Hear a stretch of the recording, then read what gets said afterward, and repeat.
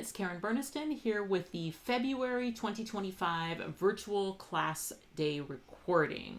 So this month we are back on the water again. So we have some new add-ons to fit our boat pop-up, and they will turn that vessel into a fishing boat or a cruise ship. So we're going to make both in this class. So the first card is going to be a fishing card. Okay. Have a really great birthday where you can make that be a retirement card. You also get the opportunity to customize your Fisher human, however you want him or her to look. And then the front is going to say every day is a good day when you're fishing. Okay, so that's card number one. And then card number two, we're going to go on a cruise. So bon voyage and smooth sailing. And then inside we have a cool little pop-up cruise ship. Wishing you calm winds, smooth seas, and unforgettable memories. And I just got back from a cruise, so I can tell you they're fun. They're fun to go on a cruise. Okay, so what are you watching right now? What you are watching is the class day recording for our February virtual class. So let's say you're watching this and you didn't know about the class. This is your first exposure to it. Let me tell you how our class programs work. So you purchase a kit from either our website or one of the 5 participating stores, including one in Europe, that are making kits for this class. Then once your kit comes, you hang out and you wait. And then 10 days before the premiere of the class day video, that same store that sold you your kit is going to email you your very detailed PDF instructions, as well as a link to a prep work video. And then you can follow that prep work video along with these instructions to do all of your prep work ahead of this class day video. So the prep work is turning your bulk materials into ready to assemble card kits. Okay, so that should be done before you come to this video. Now, let's say you didn't realize that. This is your first class, you bought your kit, that prep work came, you didn't realize, or maybe you didn't even realize that you got the prep work. Maybe it went to your spam folder and you need to reach out to the store that sold you the kit to get that resent. Worry not. This is a virtual class. So what a virtual class means is that I am recording this ahead of time.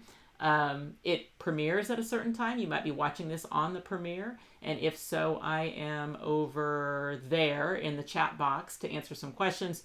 But you can watch this video anytime. It's right here where you left it. So you can either sit here and watch it this first time through, kind of get an idea of the projects, go back and do your prep work, and then come back and watch it again.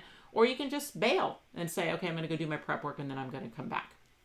Okay, a nice thing about it being pre-recorded is that you are completely in charge of that pause button. Okay, so you can pause me, you can rewind, you can fast forward, you can do whatever you want to. You can do your cards in sessions. You don't have to sit here and do it all at once. You are in complete control of how this class day video plays for you, including even changing the playback speed. So that's one thing you can do with the little gear icon, is you can say, hey, make this play half speed, or, turn the closed captioning on. You don't even have to, listen to me talk slow. So you have all the control on this playback to do this thing. So, okay. When you bought your kit, and because I know one thing we do with the virtual classes is that we do make the class day video public. So that means anybody could be watching this right now, whether you own a kit or not. There may still be kits available. I don't know when you're watching this. If you're watching this close to the premiere date, maybe us or one of those 5 stores has some kits left. So check the description box below this YouTube video. That'll link you over to our events tab on our events page on KarenBurniston.com, is where we list everybody that is selling kits for a particular class. All right, so when we sell a class kit, what we're selling is kind of those bulk materials, and then there is a die requirement. So when we're featuring a new release, we will bundle some of the dies in the new release along with that paper kit, and you can buy that for your best value all bundled together. So for this class, from the new release, cruise ship add-ons, fishing boat add-ons, ocean edges, and the paper people. Okay, so you could take those 4 required dies, bundle them with your paper if you wanted to.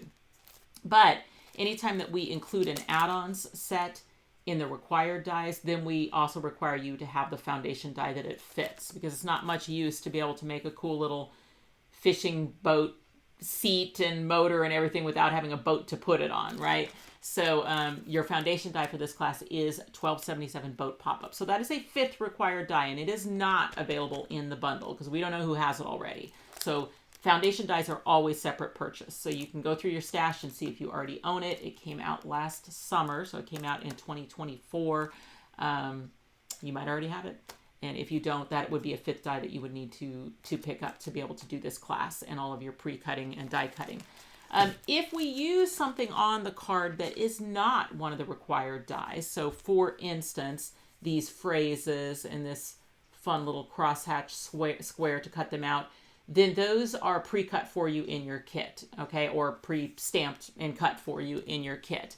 So, but I will list them on your handout. So for this card, for this first card, the fishing boat add-ons, we mostly just used what was in the required dies. You can see 1277 boat pop-up, fishing boat add-ons, ocean edges, paper people. But then you can see here, oh, we also used the squares crosshatch, but that was pre-cut. And we used our fishing phrases clear stamps, but those were pre-stamped. So if you end up wanting to pick those up to make these cards again, this would be the die set that was used to cut out those greetings. And here's where the greetings came from, our fishing phrases clear stamps. Okay?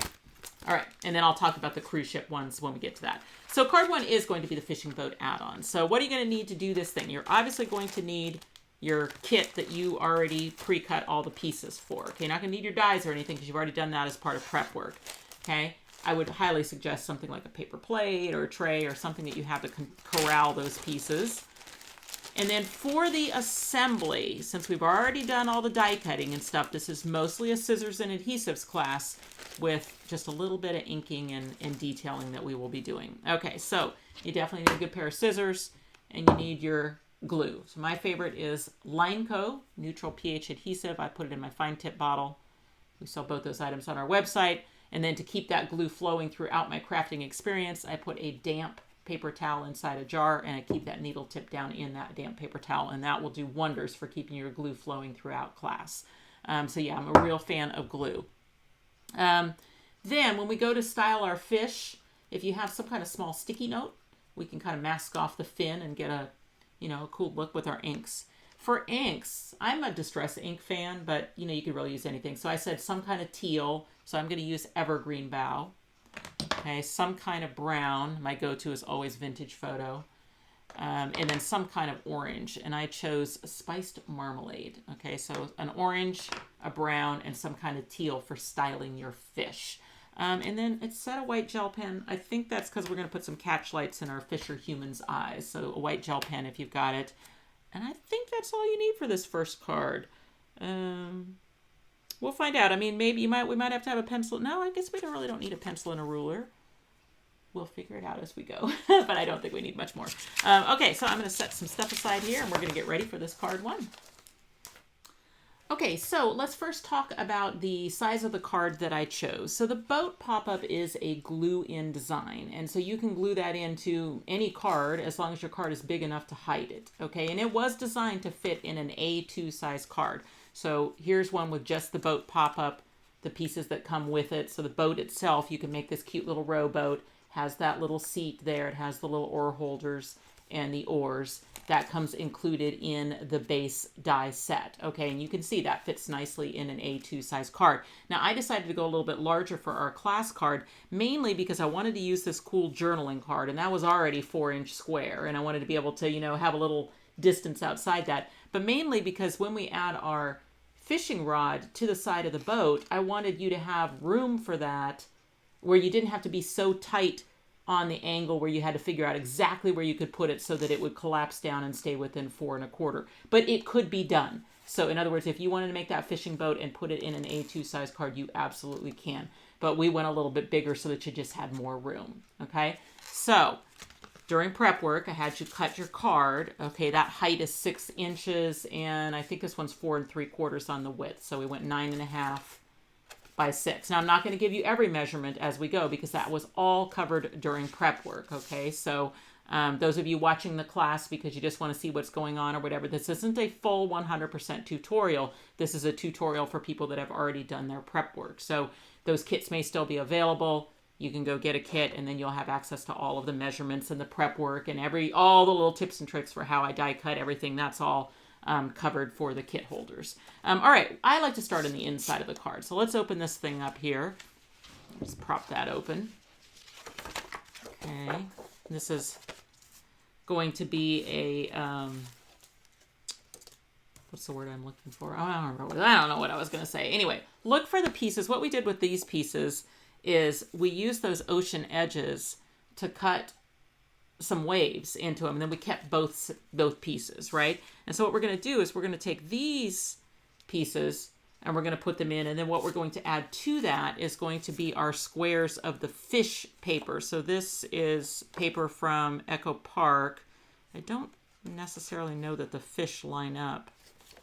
I don't remember if we, oh, apparently the fish do line up.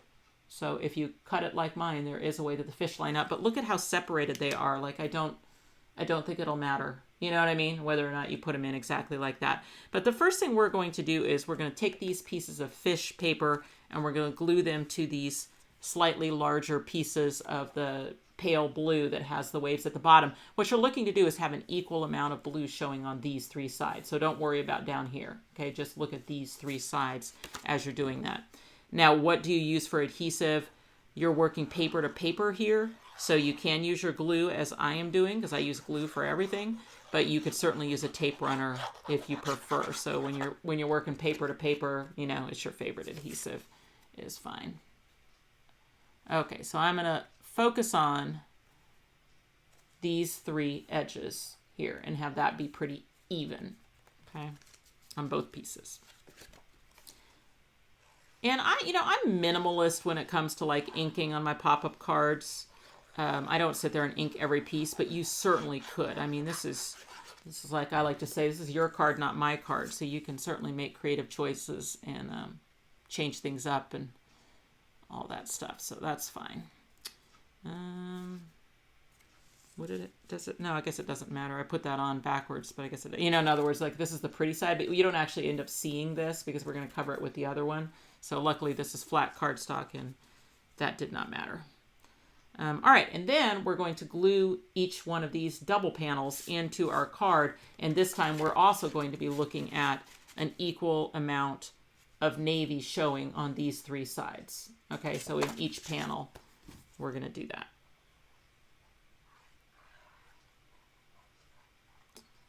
So yeah, I just actually got home from a cruise. I was teaching on a crafting cruise, and it was a lot of fun. It was a lot of fun. Now it's back to reality, back to cooking my own food. Back to the weather. I'm in Katy, Texas, which is a suburb of Houston, is where I live, and we actually have a cold front right now. So at the time that I'm recording this video is a few days ahead of the premiere, and we're expecting a hard freeze. And for us, that's pretty rare. So we don't get a lot of hard freezes down here. Okay, here we go. Now we've got those on, okay? And then what we're going to do is take these two pieces that, were die cut at the same time, and we're going to put those on, and we're going to be looking at these three sides. So what you'll see is it'll overlap, those little waves will overlap our piece actually into the fish paper. So that's why I was saying this edge down here didn't matter, because we're going to put these ones in and we're going to bring those up until we have an equal border down here. Okay, so they'll get up into that that paper as well. So those are the ocean edges. So in this release is that ocean edges set, and let me tell you, I love it. I love that ocean edges set. It just has 4 different edges. Let me find the die. And with different wave patterns. But, the crested waves, the stitching's only on the bottom because the upper part of the crested waves doesn't look like anything when it's stitched, but all of these are stitched on both sides. So you actually have lots of choices. You can also use these as stitched scalloped borders. You know what I mean? Because the stitches are on both sides. Or like what we did in our class kits is like we would take the rolling waves and we would cut one and then we would move the die to the other side and cut it in a different area, and then you'd get like a cool set of rolling waves. But it's really cool when you mix them all together and do interesting backgrounds. Like here's a cruise ship card where you can see those ocean edges used for all of that. So yeah, I really like the ocean edges. So they are 5.5 inches long, but you could certainly continue on cutting them again if you wanted to. All right, so back to our previously scheduled card. Right?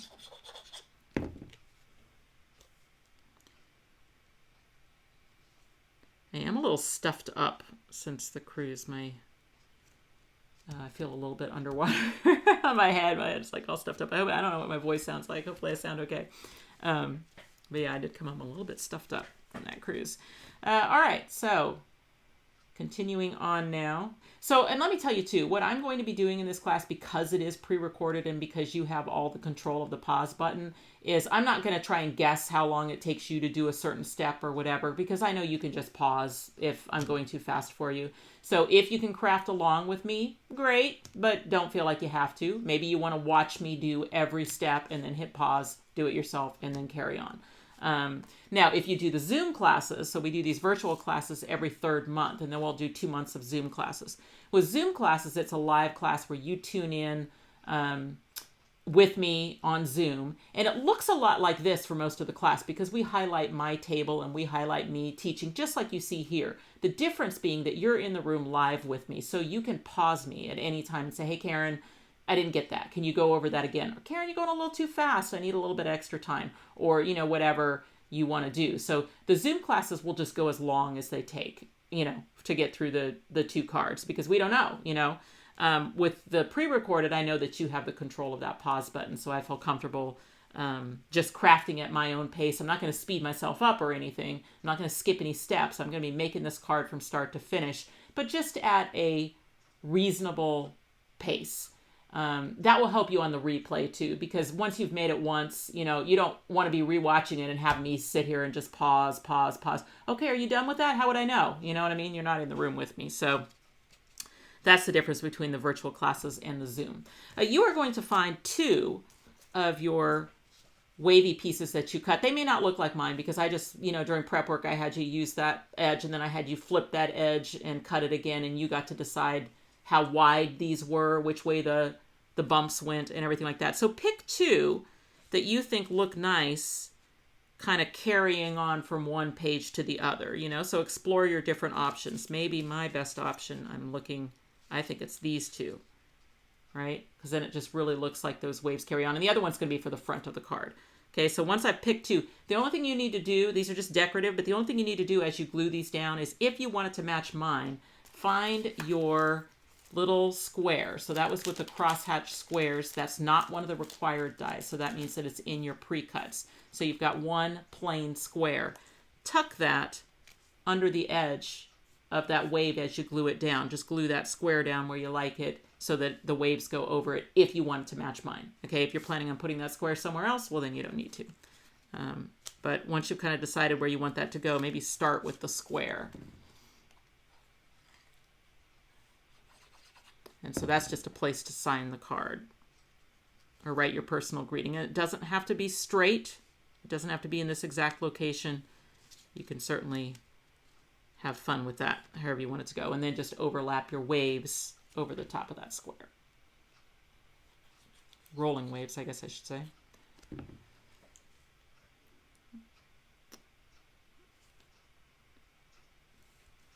And these cards, I mean, one thing that I really, really love about the class program is, you buy a kit, you make it with my colors, the things that I picked out the first time or whatever, but then you're learning all the techniques and you have, dry as clear, little extra something in my water there. You can make them again. You can make them again in your own colors and your own themes and all that kind of stuff. So it's really, really good for that. And we love to see that. So we have a Facebook group, if you're a Facebook user, called Karen Burniston Pop-Up Peeps. You just got to go in and ask to join. And people are posting their stuff with our dies from all over the world. And our class in January, our January Zoom class was with our tag book was like super popular. And I have just seen so many versions of that class card show up in our Peeps group of people remaking them. So that's been really fun to see. So definitely if you make this card again in some different colors and things, we would love to see it. All right, I think that's all we're going to do on the background of the card. And now I've got you all warmed up. We're going to start working on our boat. Okay, so you can set that card aside and you're going to start looking for pieces for your boat. So the first pieces we're going to need are the ones that were cut from our foundation die, which is the boat pop-up. So what I had you cut out of the boat pop-up is I had you cut the boat hull itself out of green, and then as an option, you could use the boat as a stencil to get these decorative stripes on, and we just pounced some ink right through the die and onto the boat. Okay, so I had you cut that. Then from that same green, and again, we're sticking with the boat pop-up or foundation die, you should have 2 U supports. Okay, so those were cut out of green. Then I had you cut the deck of the boat out of one of the pattern papers. So the one that had the green wood grain, I had you cut the deck of the boat. And then out of that base die, I had you cut some waves for your boat out of the navy cardstock. So we have 1, 2, you should have 4 of them. 3, 4. Okay, there they are. I think that's everything that was cut out of the boat pop-up. And then from there, we're going to go into the add-ons for all of the rest of the pieces for our fishing boat. Okay, we're going to start here with the boat. And we're going to start with the hull of the boat. Okay, so just so you know, if this is your first time using the boat pop-up, you have 2 base tabs. Okay, and you've got one that's skinny and tapers out, and then you have one that's wider and tapers in. Okay, so the skinnier one is the front of the boat. So even if you want, this will all be covered up. So if this helps you, you can write front and back of the boat. Okay, on those tabs, because we're going to glue those in anyway. Okay, then just to get the piece to fit in your baggie during prep work, I said, well, you can just fold it in the middle if you want to, so you can fit it in your bag. And you can see that when you fold it on that center line, that back and front tab end up right over the top of each other. Okay, and then you can see out here there's a little tapered tab hanging off the end. That tapered tab has a score line next to it. So we want to work that score line next to that tapered tab. And it will be a mountain fold, which means you're folding away from yourself. Oftentimes with die cut pieces, it is easier to find the fold towards yourself and then reverse it. Okay, so I always find that. So I can see there's a fold line right here, kind of on the diagonal. It starts right there at that corner, and it comes out here to kind of where this, see there's a little flat part, and then it starts into this rounded part. That's where it ends. So it's on a diagonal there. And if I break that fold by folding towards myself, okay, just to break the fold, then it's much easier to fold it as a mountain. Okay, a mountain means we're looking at the top of the mountain. A valley fold means that we're looking into the valley. Okay, so a mountain fold means folding away from yourself. But certainly you can do a valley first to break the fold. So we've got a mirror image of this one on this side. Okay, so it starts right at that corner. It goes out here where you've got a flat part, and then it starts curving. So we're going to take our fingernails in that. We're going to break that fold towards ourselves, and then we're going to reverse it. Okay. So now we've made the folds for the front of the boat. See that? Now this little tab is going to fold underneath. There's a score line right there, and that's going to end up gluing to the card. But you can see how this is coming together. All right, now let's do the back. So once again, the folds start at the corner where the tab is, and then they go out here to where the flat part meets this. Okay, so you can kind of see that fold. We're going to break it towards ourselves. Then we're going to reverse it, give it a pinch. Okay, one more, same thing. Break that fold towards yourself, reverse it, give it a pinch. Okay. All right, so now you can see we've basically made the hull of the boat. We use that tapered tab to glue one side to the other, and we have a little boat hull. Okay, so let's go ahead and do that. Adhesive on that tapered tab. Okay, so that I can use that to connect this side of the boat. Now you can either do it like I'm doing, pinching in the air, or you can flatten it into that flat position we talked about where the tabs are over the top of each other. Okay, and then you can give it a really good pinch in the flat position, like that. Now the boat is 6-sided, okay, so there's no other way that it flattens. In other words, you can't flatten it this way, you can't flatten it this way, you can only flatten it, back of the boat, front of the boat. Okay, that's the only way to flatten it. And that is the flat position for inside the card. All right, so it is going to be much easier to add our waves to the bottom edges of that boat while it's in this flat position, or, before we put it inside the card. So the way the waves work is you end up with a mirror image set, okay, that has a blunt edge on one side and has a pointy edge on the other. And the idea is that the blunt edges meet in the fold between the front and the back of the boat. So see, if I put this one here and this one here, the waves look like they just carry on from front to back, okay? And then the pointy edge ends up sticking out a little bit beyond the front of the boat and a little bit more along the back of the boat, okay? So that's what we're trying to do. Now, what's the easiest way to do that? Honestly, probably flattening it into that flat position again, okay? But then when we're deciding which one goes where, we want the blunt edge of the wave to be out to the edge here, okay? Right? And so then we find the one that fits over here, same thing. So the blunt edge goes out to the fold that is between the front and the back of the boat, because when it opens, right, there's that line that we were trying to line up to. Okay, hopefully that makes sense. All right, so here's what we're going to do. I think it's easiest to add my adhesive in a line right here along this panel of the boat.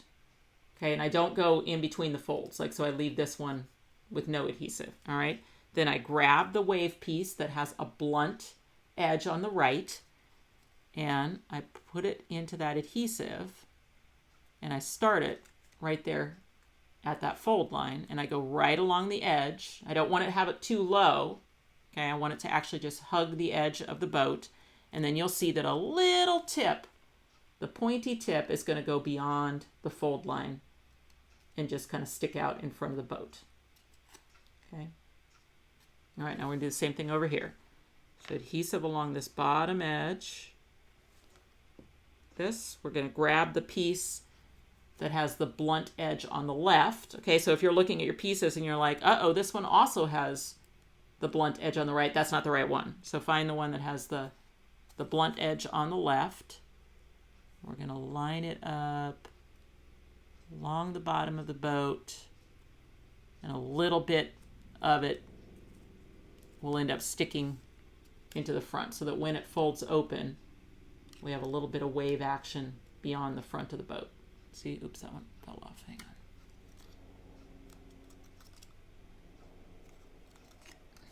Okay, there we go. Now the front of the boat on both sides has waves. Okay, now we're going to do the back. Okay, we're going to do the exact same thing. So the adhesive's going to go along the bottom here. We need to find the piece of waves that has the blunt edge towards the right. We line that up with that fold. We line it right up along the bottom here. And a fair bit, this time more than on the front. There's going to be like a whole wave that sticks out beyond the back of the boat. Okay. And then when it's open, the waves just carry on through. Okay, last one. Over here, the adhesive's going to go here. Okay. Oh, I have a fish but no wave. Oh, there it is. Blunt edge is going to go out to the left this time. Go right along the bottom edge of the boat. Okay, and a fair bit is sticking out beyond the back of the boat. Okay. The back tab also is going to fold under the boat. So there is a score line there that you can work. Okay, that is the hull of the boat. So that would be the same no matter what boat you're making, all right? So if you're making a boat, whether it's going to be a rowboat or a sailboat or a pirate ship or a cruise ship or a fishing boat, we have add-ons for all those things. You're starting with the hull of the boat, and that's the same no matter what boat you're making, okay? Also the same no matter what boat you're making is how you suspend the deck of the boat. So the deck of the boat cuts like this. It has 3 little slots in it. And these little U supports are going to be used underneath the deck of the boat to suspend it. So let's show you here. See underneath there?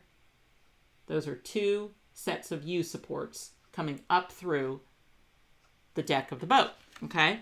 So the first thing to know is that the score line that is in the deck of the boat is not where these 2 corners are. It's right through this slot, this center slot. So you'll see that fold there. It goes right through the center slot. So don't think, oh, I'm folding it from this corner to this corner. You're not. You're folding it on the score line that the die has made, and it goes right through the center slot. And that will be a valley fold, okay? So when you fold that towards yourself, the two ends should line up down here, okay? And then open that back up. And that's the only fold in it. There's a valley fold through the center slot. All right, and then coming up through these slots is going to be our U supports. Okay, so on the U supports, and I know we did use textured cardstock, so it might be a little harder to see the score line. So let me give you an idea, since you all have the die. If you grab, it may not be close, but you can always pause me if you need to go find that foundation die. You can always take the die itself, right?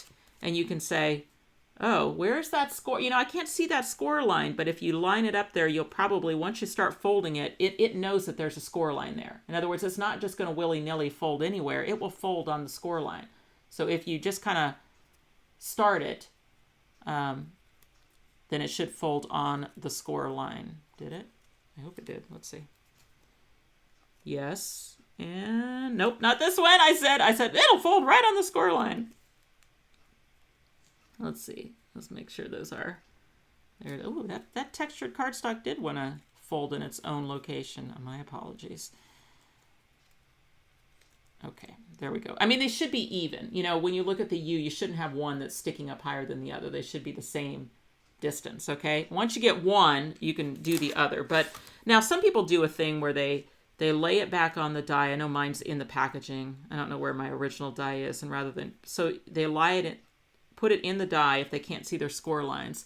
And they take something like a bone folder. You know what? All my supplies are still packed up from the cruise. Hang on a second here, y'all. Open my toolkit here. Here we go. So sometimes people will put that back in the die and kind of take a bone folder or something to really try and see those score lines even easier, you know, so that can be helpful as well. So there we go, and there. There, and it's funny too, because I generally don't use textured cardstock in class for this exact reason, because sometimes the texture wants to fold, and it's hard to see where the fold lines are. But this was the perfect green. You know how sometimes you have the perfect color and it only comes in a textured cardstock, so I went ahead and went for it. Not that you would even see the U supports, so if you were like, oh my gosh, that's too hard, I didn't like it or whatever, it's not like you couldn't grab some scrap cardstock of kind of any smooth green or white or any color really, because you're not going to see it blue, and cut those again out of a smooth cardstock. So if that's something that was like annoying to you, you could recut them if you needed to out of another cardstock. But if you can muscle through it, when you put them next to each other, they should be the same height in the middle. That's a good way of testing it. And you can flip it around and say, okay, well, is it the same height here too? Yeah, this one is not. There you go. Okay, here's my two U supports. Okay, so we want that all to be even. Okay. You know, I'm absolutely debating about pausing this recording, recutting these, and doing that again and doing it better for you, because I don't like the way it turned out. But then I think it's also important that you see, you know, like if it's a struggle or whatever for me, I'm going to leave it. I'm not going to re-record it. I'm going to do like what they do on the podcast, which leave that in. I'm going to leave that in. But yeah, hopefully you can struggle through getting those folds in the right position for your U supports. All right. So now what we're going to do is we're going to get the ends of these U supports through these slots in the boat, okay? Now, you can't just shove them through. Those aren't those type of slots. I do have some slots on some of the other ones. When we get to the cruise ship, we've got some slots in the top of the superstructure where you can just wiggle the tabs through. These are not the wiggle through kind, because I want them to be unwiggleable, outable. I'm sure that's real English. So instead, what we have to do is we have to fold in the sides of that tab temporarily so that it's thin enough to go through the slot, and then we unfold to lock it. Now, people do it different ways. So I'm going to give you two ways to do it. My favorite, I think, is just to do a pretty generous fold back on one side. Then I can hook the other side through, okay, and then unfold. Okay, so I like to do the single fold. Now, if you find I'll do that one more time, and then the other one I'll do a double fold. Okay, so again, I'm being very generous with my fold, right? So that this is real thin, okay? then I just got to kind of hold it down while I hook the one side through and then unfold. All right, there I've got one U support in underneath the boat. Okay, doesn't matter what these things look like, they'll all be covered up. So those can become unsightly, and this is all underneath the boat, so it doesn't matter. All right, now the other option is fold both sides in. So then you don't have to be as generous with your fold.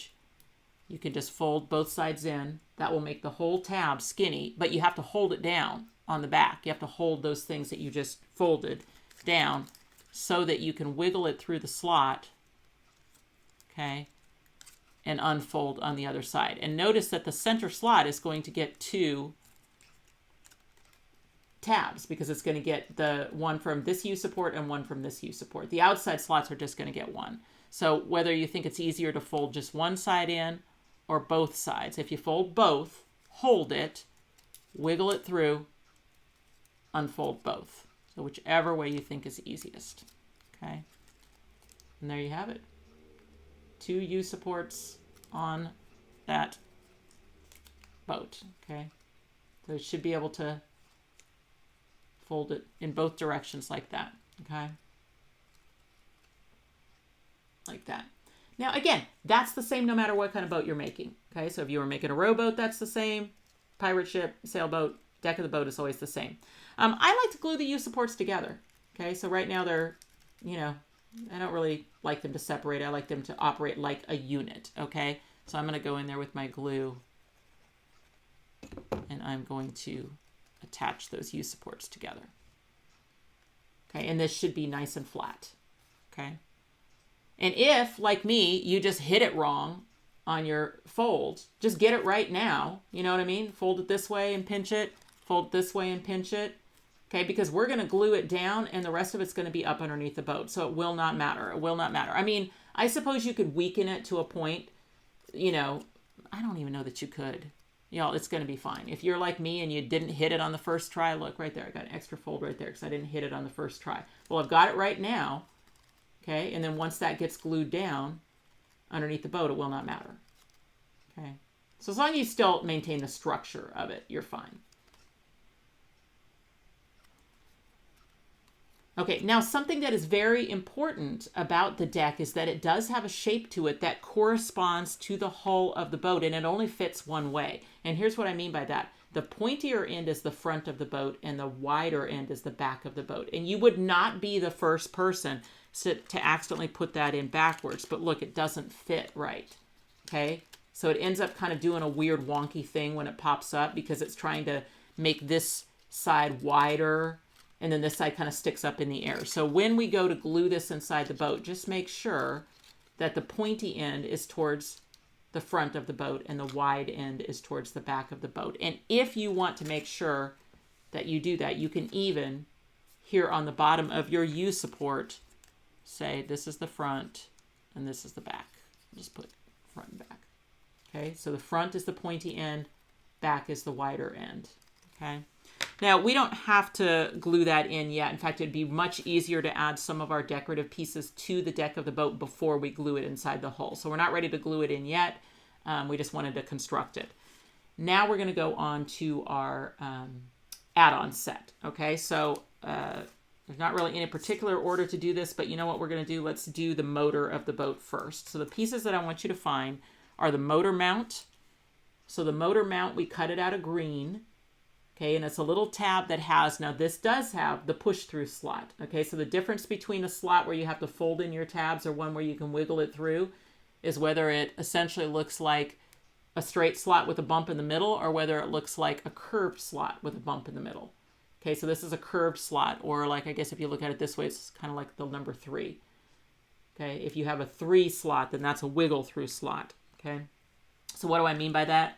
What I mean by that is the tab that's on whatever's wiggling through, in this case our motor, which I cannot find. Did I lose my motor? Did I cut my motor? There it is. It always makes me worry. I'm like, did I cut it?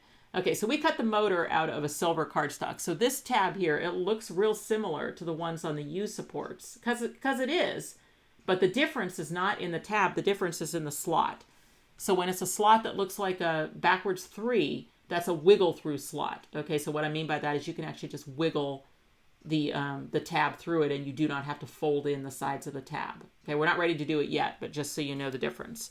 All right, so on our motor, I had you cut just the handle area out of the wine cardstock, and I had you put double-sided adhesive on the back of the cardstock so that that handle would be a sticker. Now what we want to do is take your scissors and isolate just the handle part. So we'll cut off any excess where we have just the handle, and then that's already a sticker, so that'll stick right to the silver one. So I love to use a dry adhesive like that when I'm on mirror card because I get that instant bond. And so if I had to do that with glue, then I'd have to sit there and hold it, you know, until the glue set up, and I'd have to hold it longer than usual because the silver mirror card is so slick. But with that instant bond, you know, I like that. Okay. So what we're going to do with our motor mount is we're going to glue that inside the hull of the boat on the back so that the slot is higher than the edge of the boat. Okay, so how much higher? I don't know that that matters that much. Let's see. Let's see if I can see here on the back. I don't really think it. You know what we're going to do? Just a little bit higher than the back of the boat. So which side are you gluing down? Oh, let's just glue the smooth side of the cardstock down. Okay, it wouldn't really matter, but I don't know. Then the pretty textured side is towards the inside, I guess. Okay, so a little glue like that. I'm going to center that in the back of the boat so that that slot is sticking up higher than the edge of the boat. Okay, so a little like this. Have a little bit of room between the slot and the edge of the boat. Okay, then the motor, this tab will actually just wiggle through that slot. Okay, so let's see if we find a way to hold it. There we go. Okay, so now if you have to, you can, I'm not saying fold in, but you can kind of curve the slot a little bit so that it matches the shape of the, curve the tab, I guess, so it matches the curve, and then you'll be able to wiggle it through. And then if you have curved it, kind of go in there and make it straight again. Okay, and then because what you should have is you should have that motor real loose like that, so that as it hits the side of the card, it folds one way or the other into the closed position. And then as it opens, it can just, you know, I mean, it actually kind of has a little realism too, right? Because it'll move back and forth like a motor would. Okay, so the idea is that it's loose. See how loose it is? So that when the card closes, as soon as that bottom hits that card, it wants to find that closed position. Okay, just like that. Okay, so now we've got our motor on the hull of the boat, and now we're going to work on the pieces that go on the deck of the boat. So we're still not ready to glue these two things together, but when we do, you know, it'll go in like that. Okay, so set that hull of the boat aside. All right, and let's work with the deck of our boat. So the first thing we're going to add is we're going to add our fishing boat seat. So the difference between the fishing boat seat and the one that just comes included in the rowboat, in the base die, is the rowboat seat, which you can't see because it's underneath here, is just a flat seat. Well, I don't know where they were in the rowboat card. My cards are all... Well, it'll turn up. It'll turn up. Anyway, it's just like kind of a flat seat in the middle of the boat. But with the fishing boat, I wanted it to have a backrest. Okay, so in the fishing boat add-ons, you have this piece, which is the seat of your boat. And so it folds here and it folds here. And then it becomes, you know, a seat. And these two tabs just stick out the bottom and they go through the deck of the boat. Now, one thing to know is that right here and right here, those are meant to be cut through. Okay, so you may be looking at it like, oh no, my die cut through instead of making a score line there. No, it is meant to be cut through. We want no tension in that fold, or else our, you know, our seat back would just be leaning backwards every time we opened the card. So we want that to be a really super loose connection. And so because of that, those two lines are actually cut through. Okay. Now, right now, obviously there's a hole in the seat. There is a separate little seat piece in that set, and that can be used to, you know, that's your cushion. Now, could you do that two-tone and make that a different color? You absolutely could. What we did is we had, I had you cut the seat cushion out of the smooth side of the cardstock, and then we cut the seat out of the glimmer side, so that there is a little bit of contrast between the two pieces. Or you could take ink and ink around the edges if you like. But, oh, see, I just did that. I was like, I would have been better off to put the adhesive here because of the hole in it. But the glue will dry, so it'll be fine. Okay, because, yeah, so I don't really want a bunch of glue down in there. So if you did like I did and put your glue on your seat cushion, just give it a second to dry. Or take some powder to it if you're... if you have powder, you could also powder that.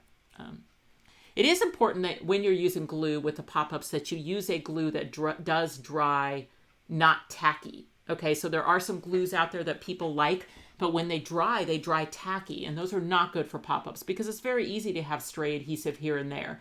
And if you are using glue, it won't matter because it's going to dry clear and it's going to dry, not tacky. So as long as you give it a second to dry, it can't be something that will catch your card closed. But if you're using, I'm specifically thinking of the Tombow green bottle glue, that mono glue.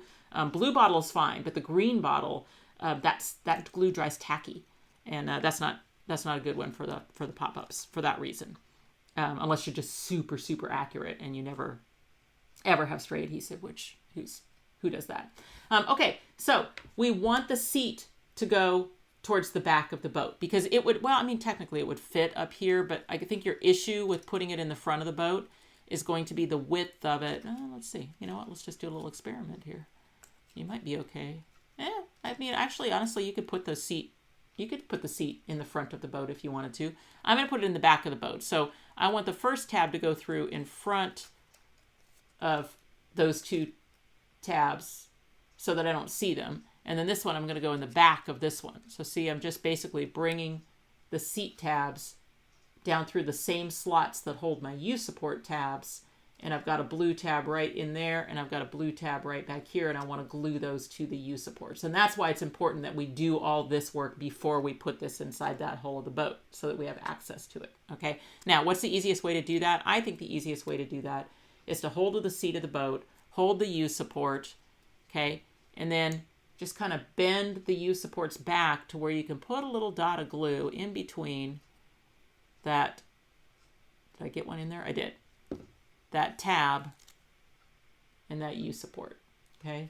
So what I'm doing is I'm looking to glue that blue tab to that green U-support underneath the boat. So I want it all the way down till it stops, okay? And then back here, it's going to be real easy, right? Because we can just bend the support down, put a little dot of glue underneath there, bring it back up, pinch it.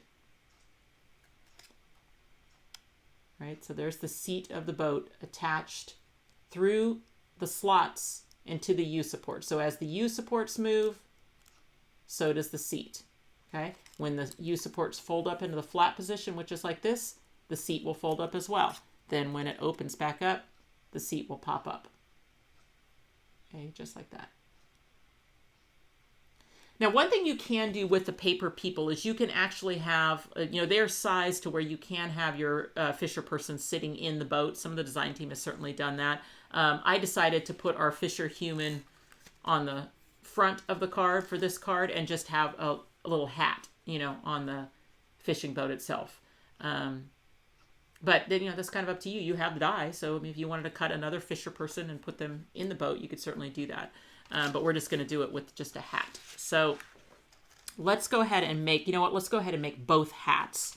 So we've got two hats to make. One for our Fisher human on the front and one for our seat in here. Okay, so you are looking for a wine colored hat and a green colored hat. You are looking for a hat band. That is, what are our colors of hat bands? There's a wine colored one, so that obviously goes on the green one. Okay. And then what color? Oh, a blue. There's a blue little hat band in your pieces that you cut. Okay, that is trash. Let me get rid of that. There it is. They really do hide. Those pieces hide. Okay, and that's going to go on the wine colored hat. Okay. So you can glue those hat bands on. I don't think we used it. Did we use it to trap any lures? No, we just put the lures over the top. So just go ahead and glue your hat bands to your hats. That could be a good spot too if you're a person that likes to use either tweezers or a quick stick. Make sure I pick it up the right way. There we go. Is that going to stick there? No, it's not. Okay, here, I'll just hold it.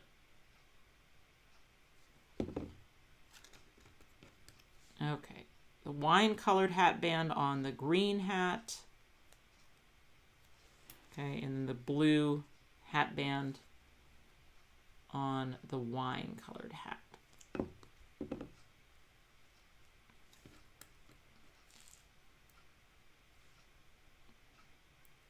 Okay, and then lures. So one of the things that I like to do is, okay, so here's our lures. So I've got mustaches and lures here on the same piece. And then you should have some lures that are silver. Okay, here's some silver lures. In fact, we have 2 sets of silver lures. Okay, so what I like to do is cut the lures again out of just some kind of light color where I can just color in those lures with either a colored pencil or a marker or something in some bright colors. Okay, so that's easier for me than, you know, going out and having to cut it again out of, you know, 3 different colors just to get different color lures. So I'm just going to use some pens here, colored pencils, whatever, to make 3 brightly colored lures. What should my third one be? Maybe a blue? Let's make it a blue lure. Okay. So that could be Copic markers, that could be colored pencils, that could be anything you got hanging around to color the top part of the lure into some kind of bright color. Okay, and then we don't need the fishing hooks off of these. We just need the brightly colored part. So I can snip off the fishing hook and put the brightly colored part onto one of the silver fishing lures. Okay, now, quicker option for your next card. If you've got a silver paint pen, well, then you don't have to do this two-tone thing. You could just color the fishing hook part of your lure with that silver paint pen, and then you don't have to glue the, you know, the brightly colored ones over the silver ones. So that's another option too. But having them be stickers is, you know, helpful for that. Okay, so now I've got 3 fishing lures that are silver hooks and brightly colored fly parts. Okay, so let's see. It looks like I put one of them on this fishing hat and 2 of them on this fishing hat. Okay. Oh, and then I have another one. Did I do a second set of those? Did I think I only needed 3? Well, we could do it with 3. I don't think it's important enough to go back and cut more fishing lures. I'm surprised I didn't count that right. Right. Okay. Wow. Yeah, but I have another set of fishing. I guess I didn't cut. Oh, that's so weird, y'all. This is me. Let me figure things out. Did I cut? Let's look at my instructions real quick. Let's see if I told you to cut out of almost gray. I said 1 set of lures, when really, technically, you should have done a second set of lures so that you'd have another brightly colored thing to put on your other one. Okay, so if you wanted to match mine, my original, then you need 1 more brightly colored section. So you need, you know, to do this again with the lures to get another brightly colored section for one of your lures. Or you could just say that one's silver, right? So that one, maybe that one's just going to be silver for me. Okay, so on my, let's see, which color am I going to use? On my wine colored hat that's going inside the card, I guess I'm going to use the one I colored yellow. Just stick that to the hat somewhere like that. Okay. Then I'm going to use the blue one. This is what I'm going to do. I'm going to use a blue one on this hat for the front of the card. And I'm just going to use a plain silver one since I didn't cut the lure part. I guess do I want them both to go the same way? I guess I want them both to go the same way. Oops. Okay. You little bugger. Okay, there we go. Yeah, I'm just going to make one of them silver. But I could always add. That one's for the front of the card, so I could always add a little brightly colored tuft to that one later if I wanted to. But for right now, I'm just going to make it silver. And then the other one that I colored, which is right here, the pink one, that's going to go on the fishing vest. So I'm just going to keep that to the side. All right, so let me set that fishing hat aside for the front and that lure aside for the front.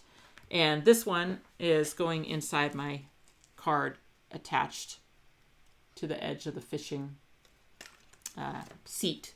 Okay, like that. All right, so probably the best thing is to put the adhesive here on the edge of the seat so you don't have stray adhesive. And then get that fishing hat to it. Okay, then the other thing that we're going to put on the deck of the boat is we're going to make a little bucket of fish. Okay, and it's going to look good from both sides. So we're going to make a bucket of fish. All right, so to do that, what I had you do is cut oh, here it is. Okay, you should have 2 buckets, 1 handle. Let me do this so that I do not lose that last lure that I need for the front. I'm going to set that over there. Okay, so 2 buckets, 1 handle, and then we need 4 fish, 4 of the little fish. Okay, so the tiniest fish that we've got, you need 4 of them. They technically don't need to have eyes because it's only the tails that are shown. So I think when I was doing prep work, I forgot to stencil some of them, and I'm going to pick the ones that I forgot to stencil their eyes because I don't need eyes for the ones that are in the pail. Okay, so here's 4 that don't have eyes, and I'll take the ones. And now you may have stenciled all of yours. If you've stenciled all of yours, which is what the instructions said, that it doesn't matter which ones you picked. But I forgot to stencil some, so I'm going to pick 4 that don't have any eyes because it doesn't matter. Then we're going to use a little ink on those. Okay. So what color did I use? It looks to me, well, I kind of did a little mixture of my teal and my orange on those. Okay.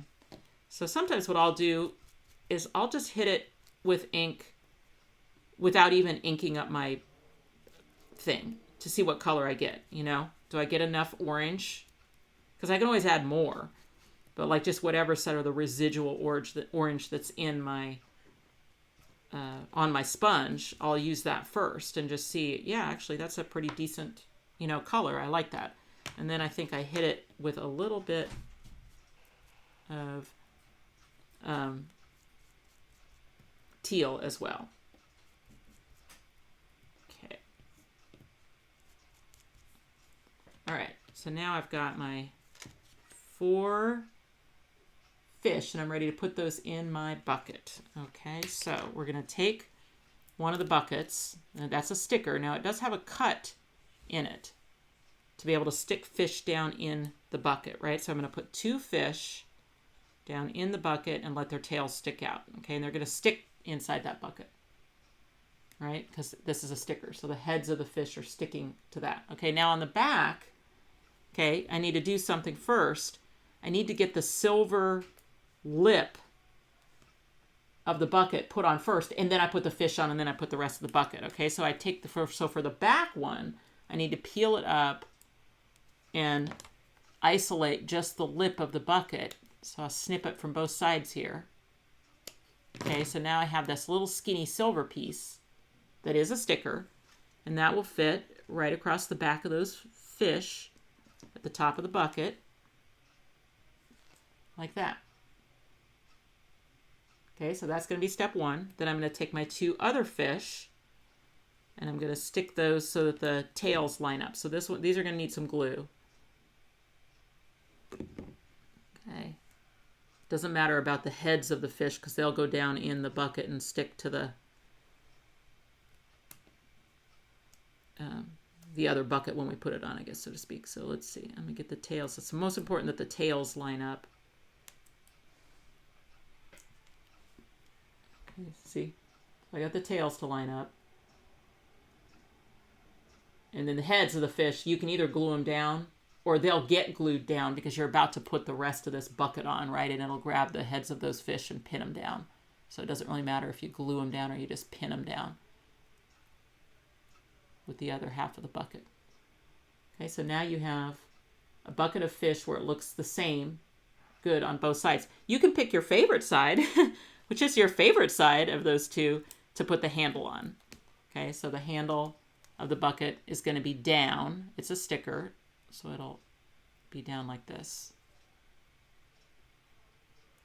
Okay, now of course I did that, and then what would be really good, and I meant to do, is to keep those separated a little bit so that we could sandwich them around the tab in the bucket. Y'all, I apologize. I really am kind of stuffed up. I have this weird stuffy head. And it's like, I swear, it's affecting my thinking skills today, so I apologize. See if you can get something in there to separate those two at the bottom so that you can actually sandwich them around the tab on your boat. Okay, and if you couldn't get them separated as tall as that tab is, you know, and you're having a hard time struggling to get it, well, no, I did it, but you could even cut a little bit off of this because you just need enough to suspend your bucket, right? So we want our bucket on that tab where the bucket is sandwiched around the tab so that you don't see the tab. Okay, would it work if you just glued it to one side or the other? Yes, it absolutely would. I just liked the idea of having it sandwiched around so that you didn't see the tab from either side. So hopefully, I apologize, hopefully you can kind of separate that enough to get that in, or you were watching me first. Hopefully some of you were watching me first. That is the difference between the virtual classes and the Zoom classes, is that you can watch me first and let me make the mistake and then tell you not to do it. I like that about the prep work videos too, because then I can find any errors that I've made and correct them before you even get the handouts. So there we go. There is the deck of our boat. Okay, I think we've got everything now ready where we can put these two pieces together. So again, very important that the front of the boat be with the front of the boat. And if you set that down in there, okay, and then you turn it over, you can see that your front boat tab is going to line up with your front U support, and then the back boat tab is going to line up with the back U support. And basically those two boat tabs are going to meet in the middle, just like that. Okay, now these tabs, the ones that are attached to the hull of the boat, they are longer than the surface that they're gluing to. So your best bet is to put your glue on the U support, the bottom of the U support, like this. Okay, that way you can stop the glue before you get to this area where there's not going to be any glue. Okay, then we're going to take that boat tab and get into that adhesive. Okay, so that it just comes right to the split between the two. Okay. Then let me tuck that back inside the boat there. Then I want this one to go to this U support. So I'm going to add my adhesive all over this U support. Okay, and I'm going to bring this one to the edge. Okay, I can pinch that. Now I can just flatten the boat, and then I can give everything a really good pinch in that flat position. Okay, and there we have it. One fishing boat. Cute. Okay, so now you always have to decide what to do about your waves. Okay, the front waves that stick over in the front of the boat, those are fine. They're very small. They will just collapse down. You know, they don't ever cause a problem in the card. They just slide in. When you leave those really long ones in the back, though, you do kind of run the risk of them hitting the card and like folding outward, or, you know, just crumpling, or like not doing what they're supposed to do. So my favorite is actually just to trim them, just to cut them off. Not necessarily right to the edge of the boat, but just leaving a little bit, okay? So that's what I do. I just trim it like that. Leave myself a little bit. Now, if you didn't like that idea, you could fold it down and glue it to the back of the boat, but you are then creating a fold in a fold. You know, they don't always open as nicely when you do a fold in a fold. So my favorite is just snip them off, leave a little bit hanging over, you know, and call it good. That's my favorite. All right, this is actually ready to go inside the card. Okay, so let me get my card out here. Okay. So if you want it to match mine, which I guess it doesn't have to really match mine, that's up to you. I have it pointing to the right, okay? So this is the way I did it. It looks good on both sides, except for, actually no, because your motor isn't silver on the back side. So I guess for this one, you have no choice. You have to do it my way, which is to have it pointing to the right, okay? So, you know, with your boat open, kind of decide where it's going to go, and then you can collapse it down. And then what we're going to do is we're going to add adhesive all over our front boat tab. We're going to lift this up halfway so that we don't cross the fold, but that we butt it right up to it. Okay, and we're going to glue that down. Then we're going to add adhesive all over this back boat tab and close the card against it. Okay, so again, starting from our boat's going to be pointing to the right, so we're going to collapse it into its flat position. We're going to start here with the front boat tab. Now, one thing that you always want to do is, well, here, let me show you something too. The front boat tab, if you remember, this one's tapered.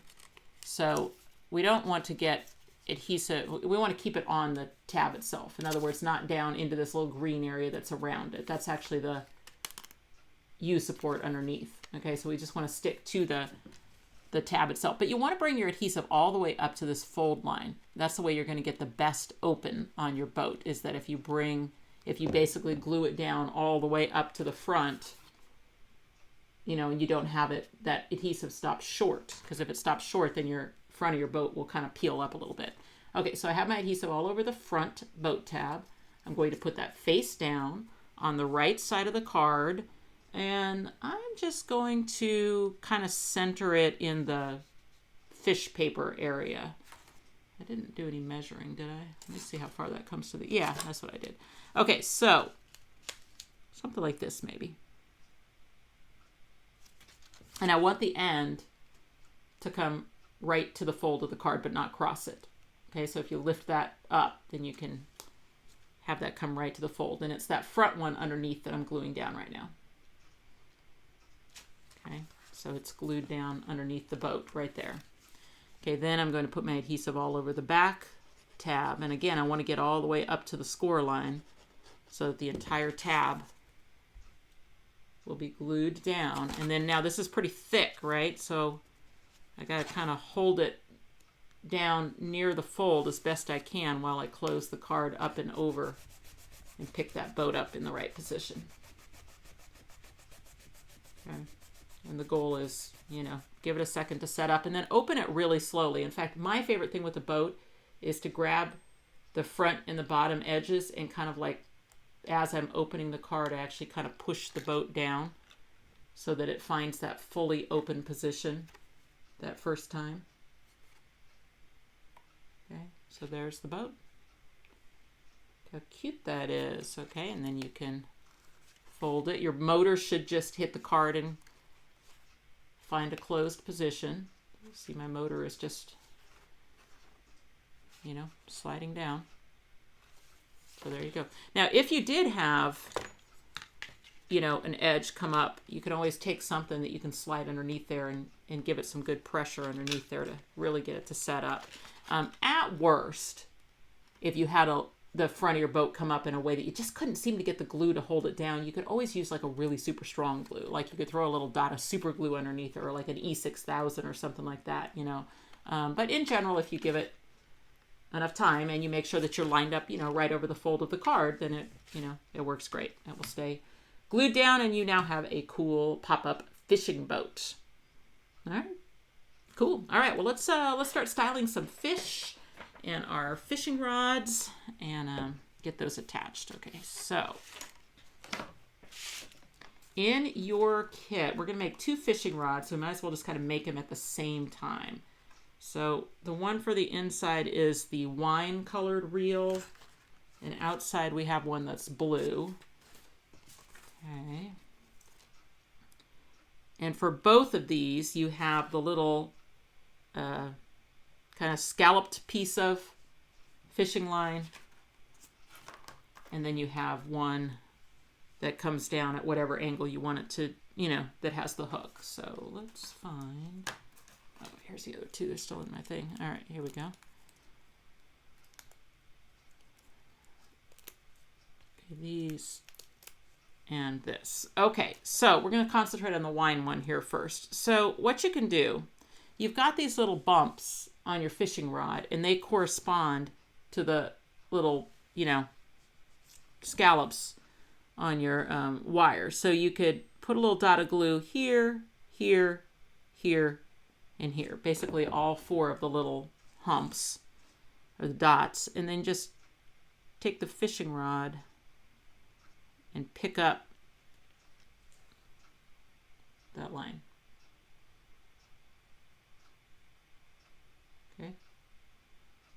All right, let me do that again with the other one. Okay, so it's up to you. I mean, you could put the adhesive on the back of this, but I just think it's just as easy to take this one and go 4 dots of glue. So dot, dot, dot, dot.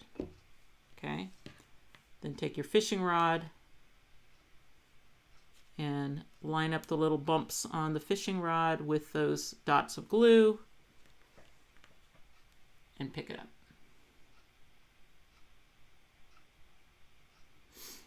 Okay, so it is up to you.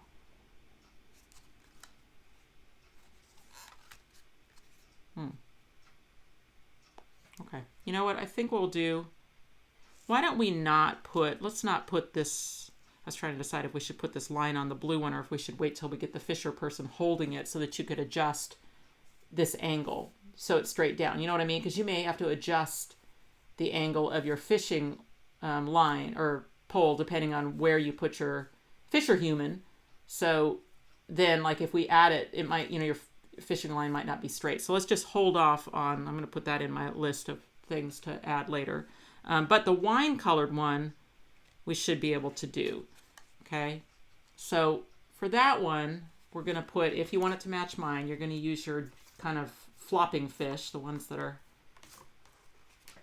flopping. You've got mirror image fish here.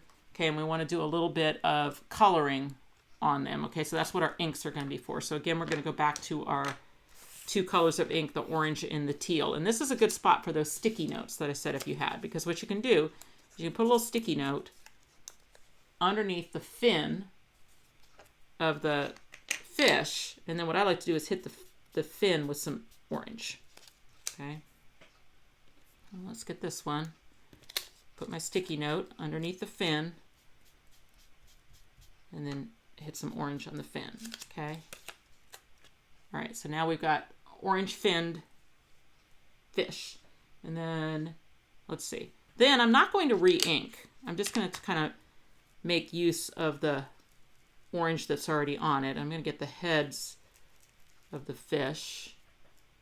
And it looks like I got some of the tail too. So I'm just going to go back there and do, I mean, I could probably just actually do the whole fish with just the residual orange. But I like to work in a little teal too. So a little teal kind of around. I'm just kind of like trying to avoid the fin a little bit. I get a little bit more teal. Now, to your liking, or, you know, if you're more acquainted with fish than I am, you may have a better idea for how to style your fish. But that's what I did. Okay. Something like,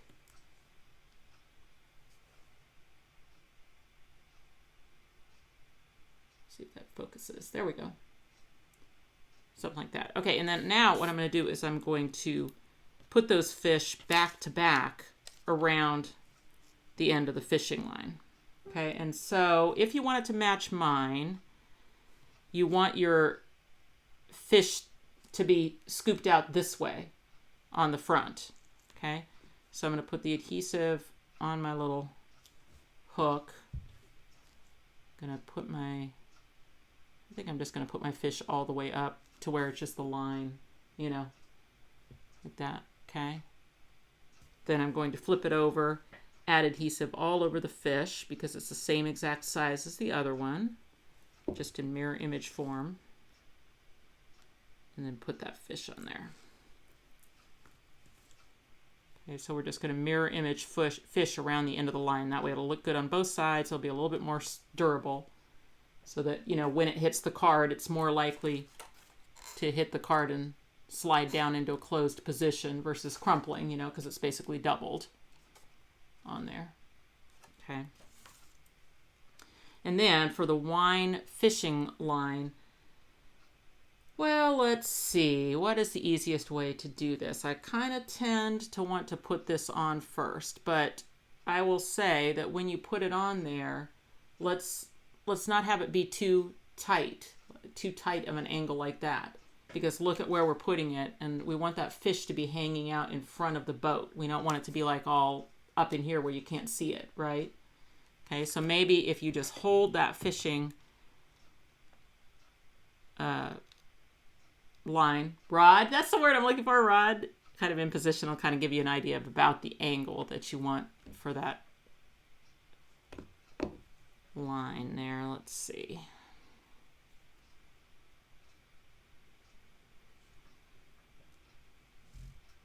Okay, now we've got this. Okay, and then where we're going to attach this, we're going to attach the end of the fishing line or fishing rod to the inside of the boat, but where it is positioned matters as to whether or not it's going to be hidden. So if you have something like a little tape runner, something that would be a temporary adhesive just to check it real quick, that's a good idea. Okay, so I'm going to just take a regular old tape runner before I use my glue. Okay, and I'm just going to put a little dot. Okay, on the end of that fishing rod to where I can stick it in there, close the card, and make sure it stays in, right? And I think you're going to have plenty of room because if we had done an A2 card, it would have been like definitely more susceptible to where you put it. But I mean, I seem to have hit it on the first try. It's closing. Fish isn't getting crumpled. Fish is outside of the fishing line. So now I just need to make that permanent with some glue.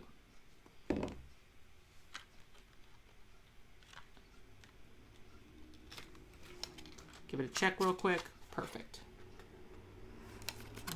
Oh, as I crumple my fish. There we go. You may have to, you may want to kind of bend the fish a little bit this way so that it is more inclined as it hits the card to just slide into that closed position, so you can adjust that if you need to. But there we go. We got one cool pop-up fishing boat. Alrighty, let's look at our original here, figure out what we have left for the inside of the card. Okay, so for the little fish that do have eyes, you should still have 4 of those, or maybe more. I don't know if there's any used on the... No, just 4. Okay, so we should still have 4 miniature fish that do have eyes this time. Okay. Or maybe all of yours had eye. I don't remember. I don't remember what I did the prep work actually before I went on the cruise. So now I'm usually like doing it like literally on the, the day it's due or the day before it's due, because I tend to be a person that works deadline to deadline. So, but this time I had to get it done early because I was leaving for the cruise, and I knew I wasn't going to be able to film a prep work video like on the cruise, so I got it out a little early. So I'm not as close to when I did it, if that makes sense. So now I'm like totally not remembering, what did I do during prep work? Did we all, stencil every eye? Did we not? I don't remember. I'm going to add a little bit of teal. I'm just going to do that little mix of teal and orange on my fish. Okay, so I'm just going to do kind of a stripe of teal across the top. Yeah, something like that. Oh, apparently on here I did it on the bottom, but there you go. So then now those fish can just be swimming wherever you want them to swim in your lake waters. Okay, and then we have the 2 slightly larger fish. Again, we cut mirror image of those. Oops, so you should have a mirror image set. Oh, that's right. Okay, so look for 2 that both, go opposite ways. And then again, if you use your little Post-it note, your sticky note, to isolate the fin, I did the same thing I did last time, which is I started with an orange fin. Okay. On the fish. Okay. Then I did, without re-inking, I did some orange on the head, some orange on the tail.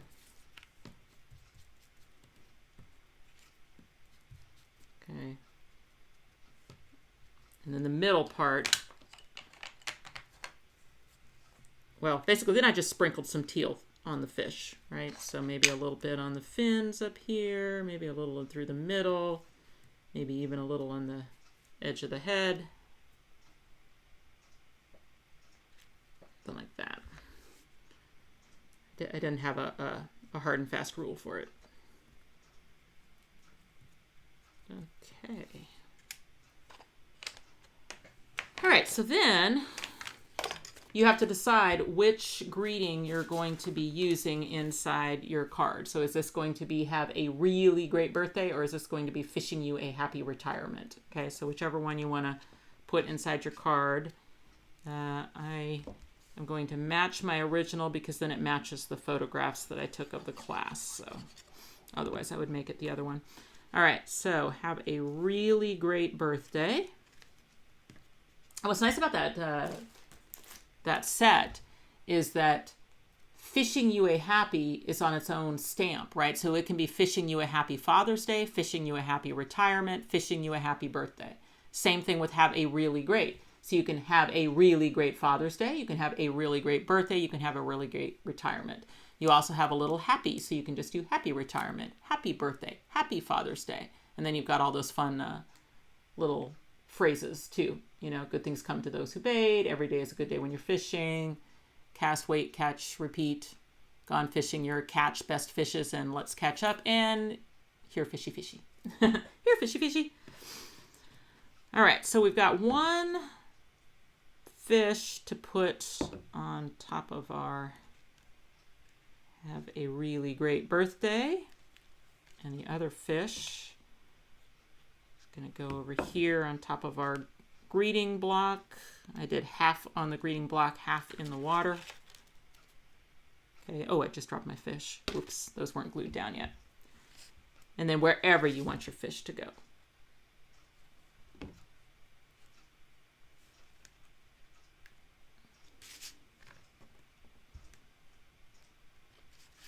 Okay, how about there? Let's see there.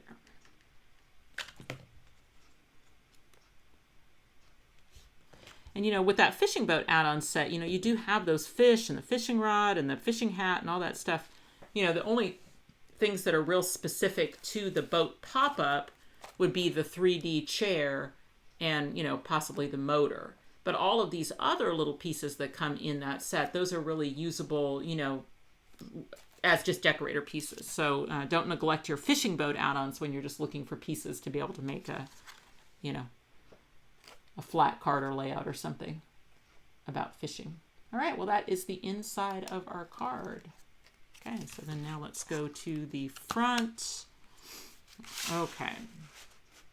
So for this one, we can actually build the front of the card on the piece of the Glacier Blue cardstock. So I like to do that because, you know, as you see, this is, you know, so it's easier to just build it on here and then just glue the entire finished card to that. So you have a fishing rod, reel. That's what, yeah, these are the reels, right? The rod is the long thing. These are the reels. I mean, to how much I fish. So that journaling card is just going to glue onto that Glacier Blue so that you have an equal amount of blue showing top, right, and left.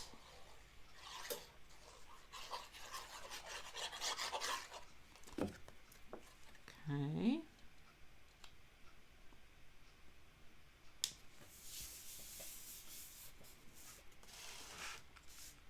Great. Then your greeting for the outside is every day is a good day when you're fishing. Oh, wait, but we have a little slightly larger square that you cut. So with the wood grain, the green wood grain, the same one we used for the deck of the boat, you have that you cut with your trimmer. And it's a square. It doesn't really matter whether the wood grain goes horizontal or whether the wood grain goes vertical. It's just whichever way you think looks the best, and you're not going to see much of it anyway. It's mostly just for color.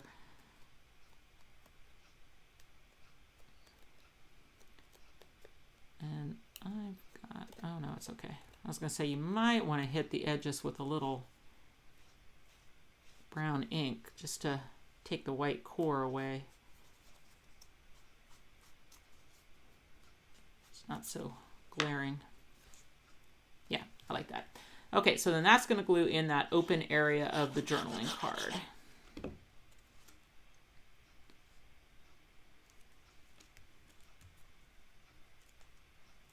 Okay, then we have another one of those wave pieces that we made to kind of go over the seam between the blue and the journaling card.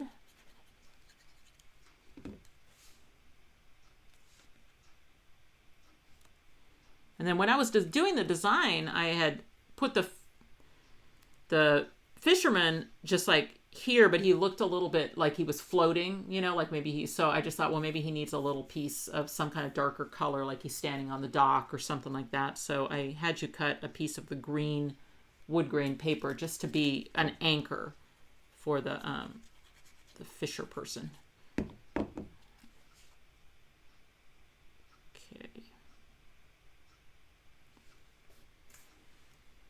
All right, now we're going to get into our paper people. All right, so the paper people die set. So, you know, people have been asking me for years to do a little people, and this is the release that it made the most sense because I knew that people were going to want to make like little humans to sit in that fishing boat.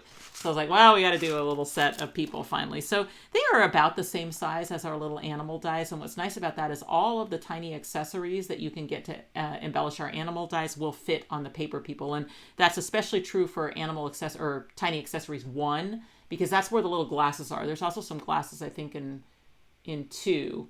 But the one that has the 4 different types of spectacles, those are all in Tiny Accessories 1. So if you want to be able to make glasses on your paper people, then you'll want Tiny Accessories 1. And then it has some other cute things that can go on it, you know, little hats and things like that.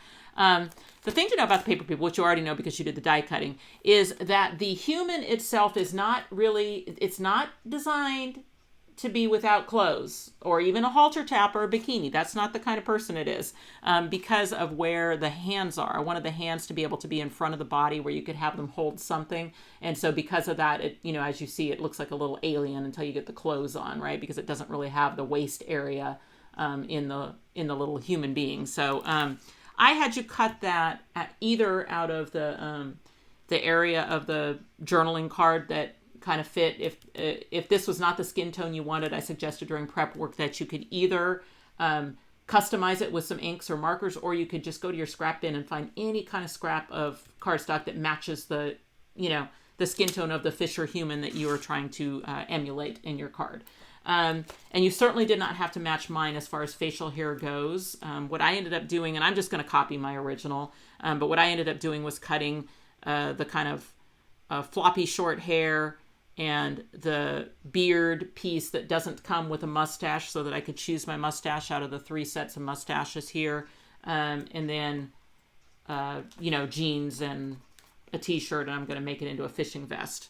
And then there's some little shoes in the set as well. Okay.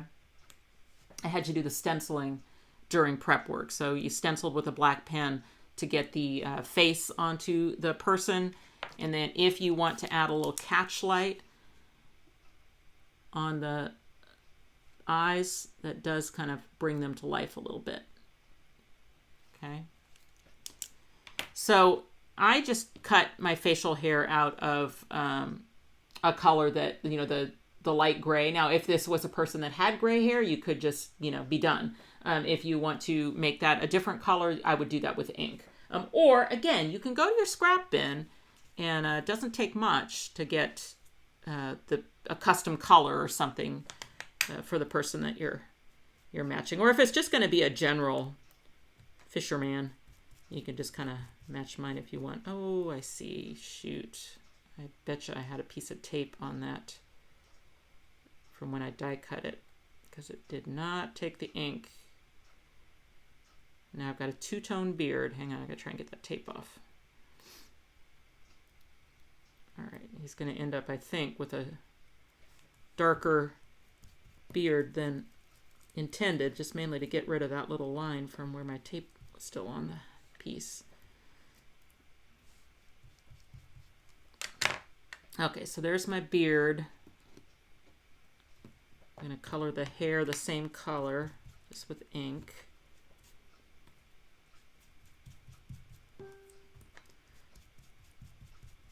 Now, when we were on the cruise, I ended up making like a little custom paper person of each of the crafters and had them wearing the little cruise shirt that they got on the final day. I took that artwork and I shrunk it down real small and put it on there. So one of the things that I did is figured out lots of ways that you can take the hairstyles that are in this and kind of customize them into different shapes and things. So I haven't had a chance to do the assembly video yet on the Paper People, but when I do, I'll show you some of those customizations. So, you know, you get some different choices here for hair, but you can even customize them further. I found that this one, if your person doesn't have shelf bangs, you can take your scissors and kind of snip on each of those and kind of separate the pieces and kind of pull them to the side. You can obviously give anybody a haircut. So if your hair is shorter, just cut that off. This one works really great for when you want to just have somebody with their hair pulled back. It doesn't have to be pigtails. It can be a single ponytail that kind of rests on the shoulder. You can certainly trim this hair.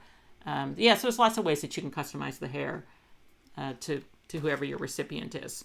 Okay, so for our guy, before we put our hair on, especially because he has a beard, I'm going to start by putting his t-shirt on. Okay, so for the crew neck t-shirt, if you tuck it in underneath an arm and then take the other arm and get it over the top, then you can kind of wiggle it until it's in position. Okay, and then what I do is I just slide it down, add a dot of glue at the shoulders. Okay, and then slide it back up into that glue. Okay. And then he's going to wear a pair of green pants. Now, you can always make shorts or capris out of these. That's another thing that I discovered on the cruise too, is that, you know, it's even kind of fun to fold up the bottom to make like a cuffed jean if you wanted to do a capri or something. Yeah, so there's lots of ways you can customize it. So put some adhesive here. Throw those jeans on. Or pants, fishing pants. Okay. And then the little shoes, if you want to add a little brown to those.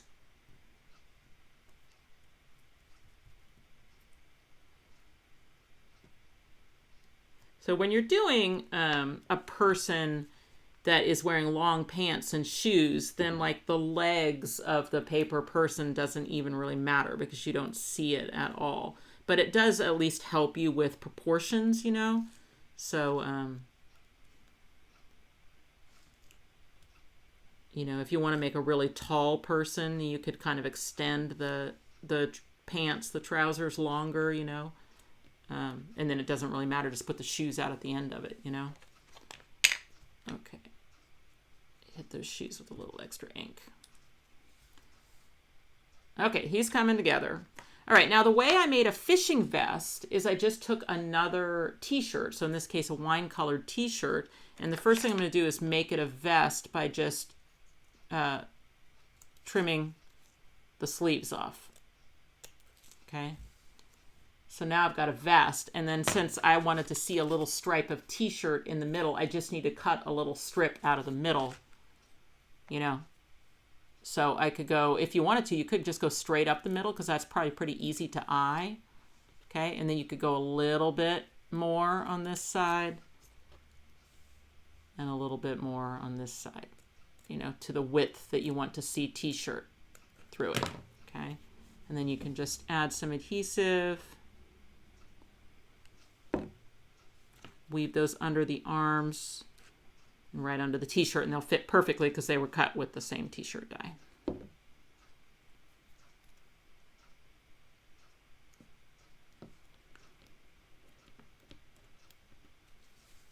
Okay. And then that's a spot for another lure, and I'm going to use that other one that I did have the top for. I'm going to put that right there on his fishing vest.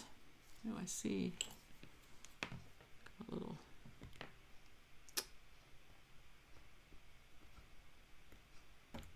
extra backing sheet there. Okay, got it off. All right. Okay, so now I can put on the facial hair. So I'm gonna put his beard. Oh, I guess I need to lower that fishing lure a bit.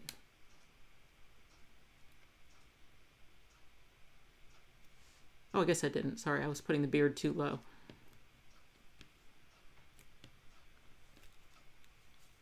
Oops. Well, some of my ink got off onto his face because I pushed too hard, but it's okay. I'll just say that's a little suntan that he has there. Okay, then his hair up at the top. Okay.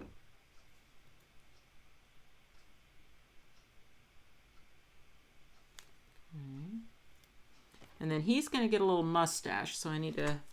I've got 3 mustache choices here. So you can have him have kind of like a hipster mustache, you know. Here, let me show you. This one looks kind of cute. Okay, there's also a beard that has a mustache already attached. Okay, so that little goatee kind of... And if you do need a goatee, you can just trim it here and here. And then you have like just a mustache and goatee. So you're two, you know, so you have those choices. Or if you have somebody that has a beard but no mustache, that's an option as well. So I'm going to do the Ted Lasso here. Okay. So you can, yeah, you can have fun just customizing your things. Now, right now mine's a little floppy at the waist, so I'm going to put a little dot of adhesive in there. Not that it would matter once I got it all, you know, whatever, glued down, but all right, and then he's going to wear the fishing hat out of the Fishing Hat Add-ons. Okay, put that on there. Does look like I hit that with a little ink on the edges, little brown ink. Let me do that first.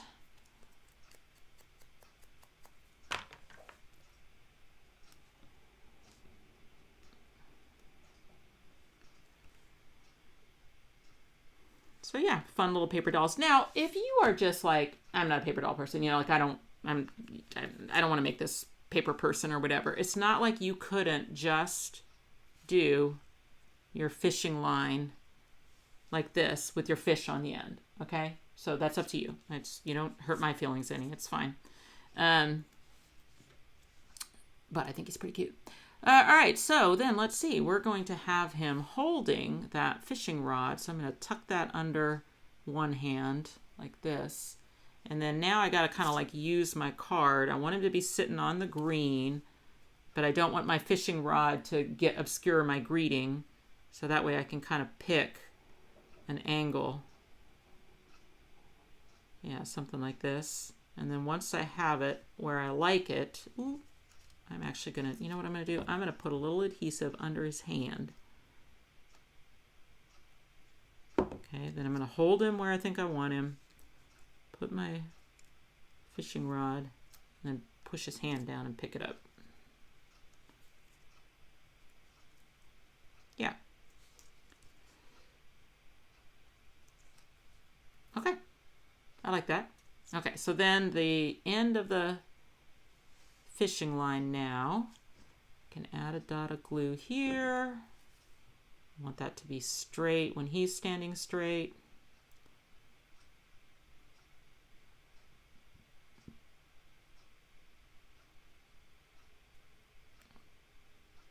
I have so much glue on my hands. Somebody asked me in class, they were like, how do you do this without getting glue all over your hands? I was like, oh, I get glue all over my hands. I'm constantly like pushing glue out of my hands, but worth it, because it's fun to make these little things. Okay, so last fish. Forgot I should have done that when I did the other ones, but I'm do the same thing. A little orange on the fin, orange other places. Mix in a little teal. Okay, and then that's going to go on the end of the fishing line.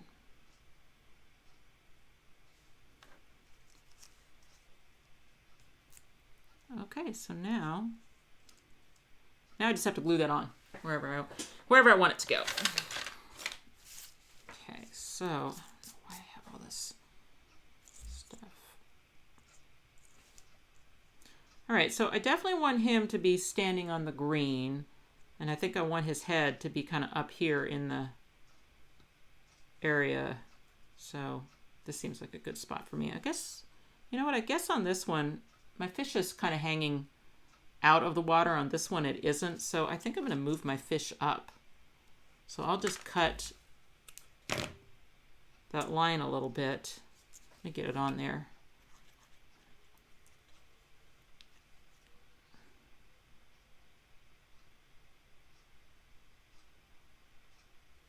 Maybe not all the way down in case I have to cut any more off. Okay, so let me put this on. Something like this. Okay, and then I can move that fish up to where it's over the water. Right there. Okay.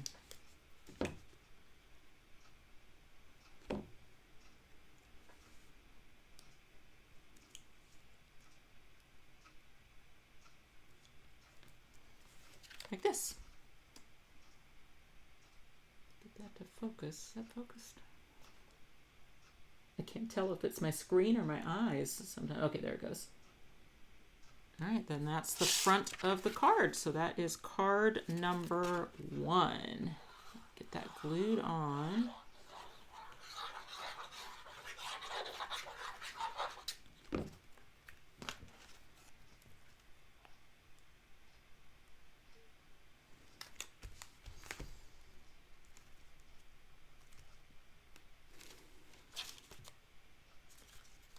There we go.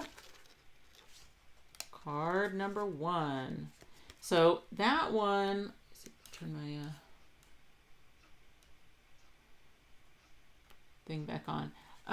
So this one is a 4 3/4 by 6 card. So you would use an A7 envelope to mail it. So it gets surprisingly flat. Like I think that actually would be under 1/4 of an inch. So I think you probably could mail it for a single stamp. The thing that might get you is the rigidity on it. So if you're in the States, you know, you may put that extra ounce stamp on it when you mail it just for good measure, but it might go for a single stamp. But yeah, that's a fun one. Every day's a good day when you're fishing. All right, let's do our second card. Okay, card number 2. Now we're going to go cruising for our second card. So bon voyage and smooth sailing. Have this little cruise ship. So before we get started, I got to give a little credit here. I loved this little idea of using the lifeboats to create the path of the ship. And the inspiration for that came from our design team member, Suzanne Smith. She sent me this card that she had made with the cruise ship add-ons. And I mean, I just thought that was the cutest idea. So I asked her, I said, Suzanne, can I teach that idea of making the path of the cruise ship using the lifeboats? And she said, absolutely. So thank you, Suzanne. So we have a very talented design team. They have so many great ideas with the dies. Okay, so for this one, we are going to make a landscape style card. Now that could be an A2. I did end up cutting it just a little bit taller than an A2, but my understanding is there are some kits where maybe this piece of aqua cardstock was actually cut to 4 1/4 instead of 4 1/2. It's going to be the same card. I mean, there's just not going to be much difference, but it may, if you're one of those people where your card is a little bit shorter, then you may end up wanting to trim a little bit off of some of your pattern papers and stuff to have those fit as well. But it won't make any difference as far as the card functioning and hiding the cruise ship and all that kind of stuff. It'll be just fine. All right, so let's get started here. So make sure you're switching, obviously, to your other kit and that you've cleared out your tray or whatever you're using for your pieces.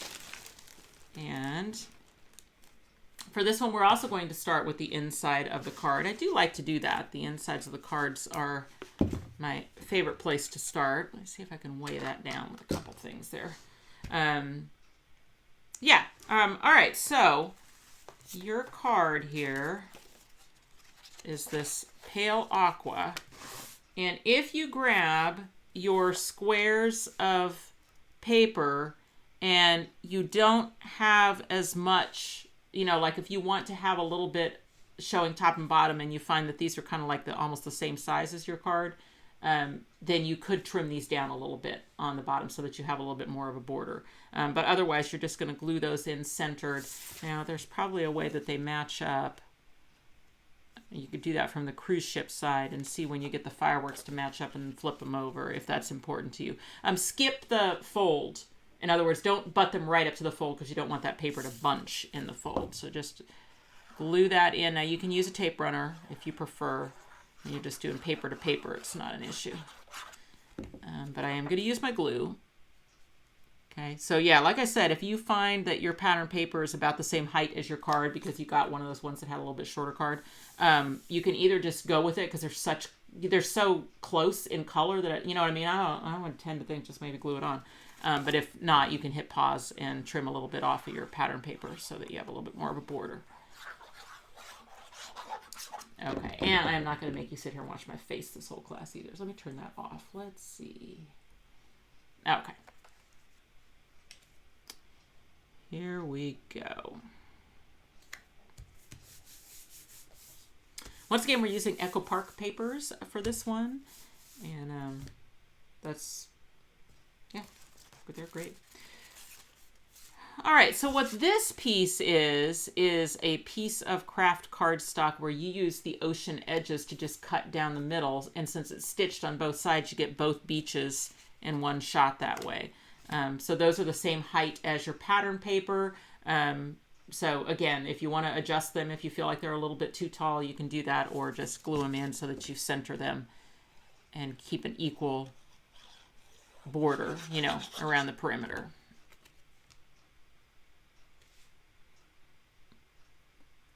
Ish, you know, ish. Like that one's not the best. Let me see. Let me move that over.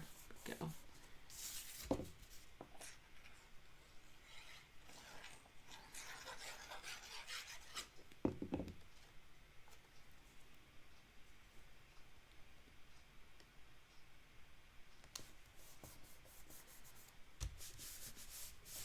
Okay, so that's the base of our card. We're going to work on the cruise ship next. Once we get the cruise ship in, then we'll do all of the other decorations.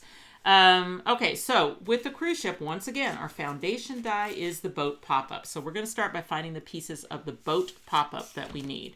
Okay, so there's the deck of the boat. There are the two U supports. Okay, it's going to be easier to fold these ones because it's smooth cardstock. Then there is the hull of the boat, which is had that momentary fear that I always get when I'm filming a class or teaching a Zoom class and I can't immediately put my hands on the piece that I want, thinking, oh no, I didn't cut it. I didn't tell them to cut it, but it was there. And then your little wave pieces for the bottom edge of the boat. Okay. All right, so that's everything that was cut out of the base foundation die, the boat pop-up, okay? And then all the other pieces that you see for the cruise ship, those were cut out of the add-on set. We're not to that yet. We're going to do essentially what we did with the fishing boat card. We're going to do very similar with the way that we get this boat ready, is we're going to start with the hull of the boat. You may have already folded it in the middle just to get it into your baggie, okay? But as you recall, there's a tapered tab out on one end that has a little fold next to it. Now, I'm going to tell you something that I find about navy cardstock. This particular color, it's a little squishy. You're going to see it when you start to fold it. It doesn't, I don't know, it's kind of like a mushy fold.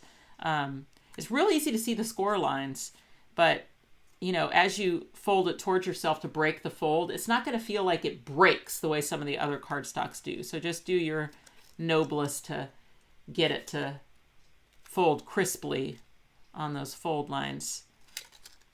But it will fold, but it's just, I don't know, something about navy. Something about the navy makes it kind of squishy. Okay, so there's our folds across the front. And remember, this folds under. Okay, and the one that's narrower, that one is the front. So if we want to do what we did last time, which is label that one the front and label this one the back. Okay, so I've done those folds. Now I'm going to go to the back of the boat, and again, I've got that score line that starts here at that corner and comes up to where the flat meets this one. Probably easier to break that fold towards you and then reverse it. Okay, and then we'll do this one. Break it towards you and then reverse it, okay, and then the back tab folds under and bring it back out. All right, and then now we can bring that tapered tab around to the other side and glue the boat together, okay. So adhesive on that little tapered tab. Okay, the flat position for the boat is when the front and back tabs are over the top of each other. Then it will lay flat, and then you can give that a good pinch. Okay, so that kind of T shape to the boat is where it lays flat. And if you recall, just from the fishing boat too, is, oh, I did not get that very straight. Hang on, fix that. The boat doesn't lay flat any other way. You know what I mean? You can't get it to lay flat any way but just front facing you, you know, front to back. That's the way that it lays flat. Okay, and then the next thing we're going to do is we're going to put on those wave pieces, okay? And if you recall, you find the piece that has the blunt edge out on the side where the fold is, right? So we want blunt edge up next to these outer things, and then the little pointy ends overlap to the front and the back of the boat, okay? So the adhesive goes along here.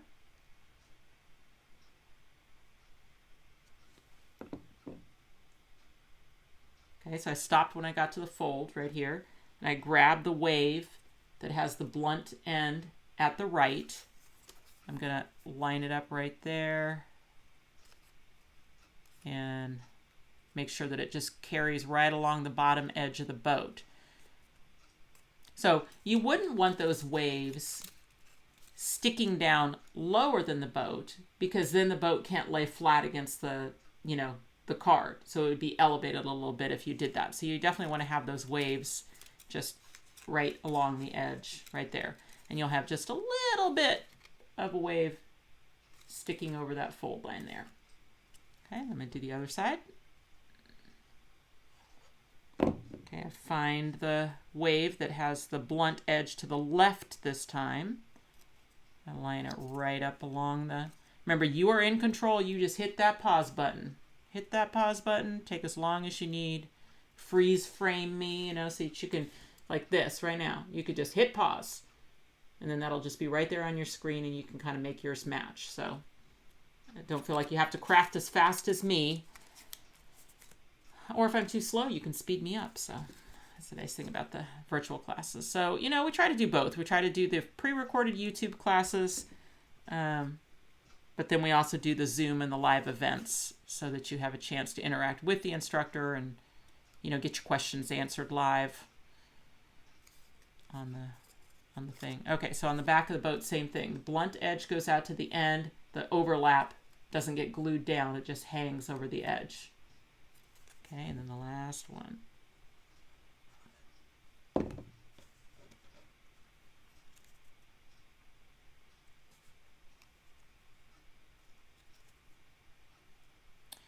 So in general with the boat, using lighter weight materials is good just because of how everything is stacked up in the finished card. Okay, so I think the cardstocks that we're using are like 80-pound cardstock, the medium weight that My Colors offers. But I wouldn't go with heavyweight on any of it, especially not like the superstructure and the, you know, smokestack and all that kind of stuff. And we'll just use lightweight cardstocks. You could even go with like 65-pound. You could go with the really lightweight cardstock or pattern paper. If it's double-sided pattern paper, it will work fine. So the lighter weight that you make your materials on your boat, then the thinner it will get in the collapsed position. So I definitely, it's not the kind of die that needs heavyweight. It will function much better when the light to medium weight materials. All right, so since this is a cruise ship, we have some additional things to do to the hull, but let's carry on with getting our deck with our U supports in first. Then we'll have everything done from our foundation die, and then we'll move on to the add-ons and what they do and what they add on. All right, so the deck of the boat was cut out of white cardstock. If you recall, the line, the score line that folds it in half, goes right through the center slot, okay? And if you fold it in half, the two ends will line up down here. Okay, so don't get distracted by the point. That's not where the fold line is. Where the fold line is right through the center slot. Okay. Then on our U supports, now these ones it's going to be easier to see the score lines because we used a smooth cardstock. So I was able to very quickly see the score lines on that white cardstock. But it sort of depends too on your machine, how much pressure is in your machine. Sometimes the cutting pads make a difference if your cutting pads are worn, or maybe they're not that old, but you happen to hit the die right where there's like a groove, you know what I mean? And so then it didn't get quite enough pressure against that score line. So again, you could line it up with the die. You know, you've got the die, so you could say, okay, well, did I get those in the right spot? You know, and I did, because I can see that I did. But you could, you know, you could burnish it with your bone folder or something to put them back in. Or like when you're cutting them, if you always find that you can't see the score lines in your U supports, you could cut them 2 at a time. So just throw you know, something underneath it, and that'll increase the pressure. All right, so I've got my 2 U supports. And if you recall, there's 2 choices for how you get these ends in. You can do a 1 wide fold down, okay? Wide enough that you can hook the other side through and then unfold. Okay, so the single side fold down is one way to do it. Okay, the other way to do it is to do the double fold down. So you fold both sides in. Okay, then you got to kind of hold the ends so that you can slide it through the slot. Okay, and then unfold on the other side. It does not matter how folded and unsightly these little tabs get in that process. Okay, they will be hidden. You will not see them. You don't see those tabs anywhere in there. They're all going to be up underneath the superstructure. Okay. All right, let's do the other one. Remember, the center slot of the deck gets the two tabs. You know, one from each U support. Okay. So I'm going to hook that in. Unfold on the other side. Okay, and then the last one. Hook that in, unfold on the other side. Okay, so let's take a look at what we've got here. We've got 4 little bit unsightly tabs coming up through the deck of the boat. They're locked into place. The U supports are the same height, so when I look across here, they're the same. Okay, I can fold this whole thing down one way. I can fold this whole thing down the other way. It's going to operate as a unit. And because it's going to operate as a unit, I like to glue the 2 middle supports together. Okay.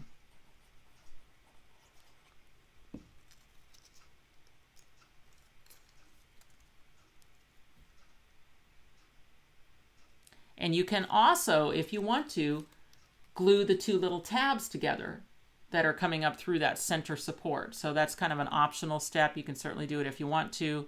It's not precisely necessary, but some people like to, so that also is just kind of a single tab now instead of a double. All right. Okay, so now we're going to switch to the add-ons. We have work to do on the deck. We have work to do on the hull. We do not want to put those 2 things together yet. It's going to be much easier to operate the things that we have to do to this hull or to this deck to do it before it gets inside the hull, and the same with what we have to do to this one. All right, so let's start with the pieces that we're going to add to the hull. So one of the challenges of taking a rowboat and then trying to turn it into a cruise ship is trying to get the scale, right? To get something on there that makes it look like the scale is huge, right? So it's no longer a little rowboat, it is a huge cruise ship. And so ways that is done is obviously by having the lifeboats be the scale they are, the giant anchor that you would see on a cruise ship, and having like this bow piece and this, you know, railing around the backside. And then of course the superstructure with all of the little portholes and things in it is going to give you that sense of scale, that it looks like a giant ship instead of a rowboat. Okay, so on the hull piece, we're going to get down into that flat position, and we want to be looking at the front. So if you've labeled your tab, it's the one that's skinnier here and then tapers out. That's the front tab. So this is the front of the cruise ship, okay? And there is a piece to kind of turn that into a cool front, okay?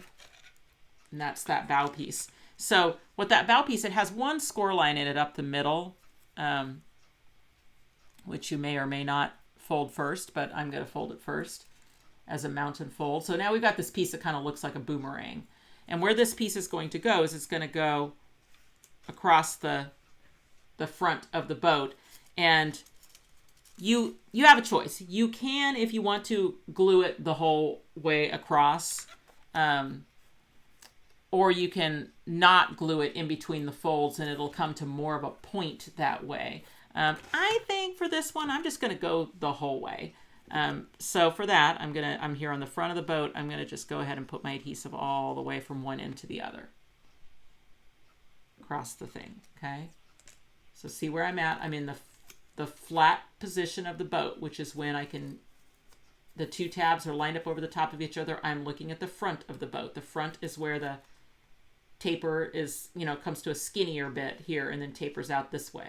Okay, I've put my adhesive all across the top. And then I'm going to add that bow piece. Okay.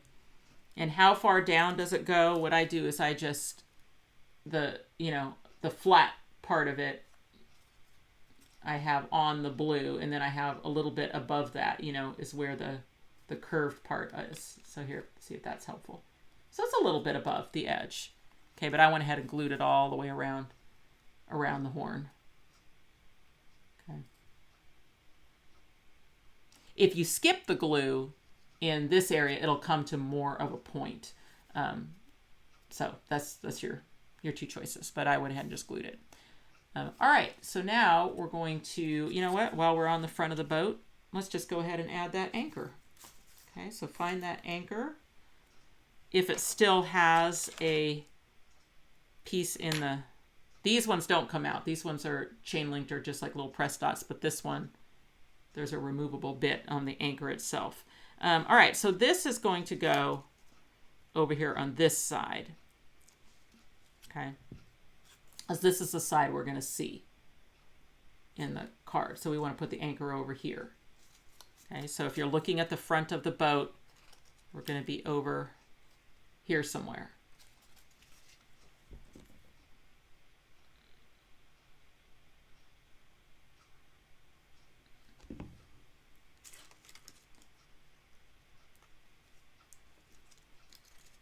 Okay, so there's the fold line. And there's my anchor.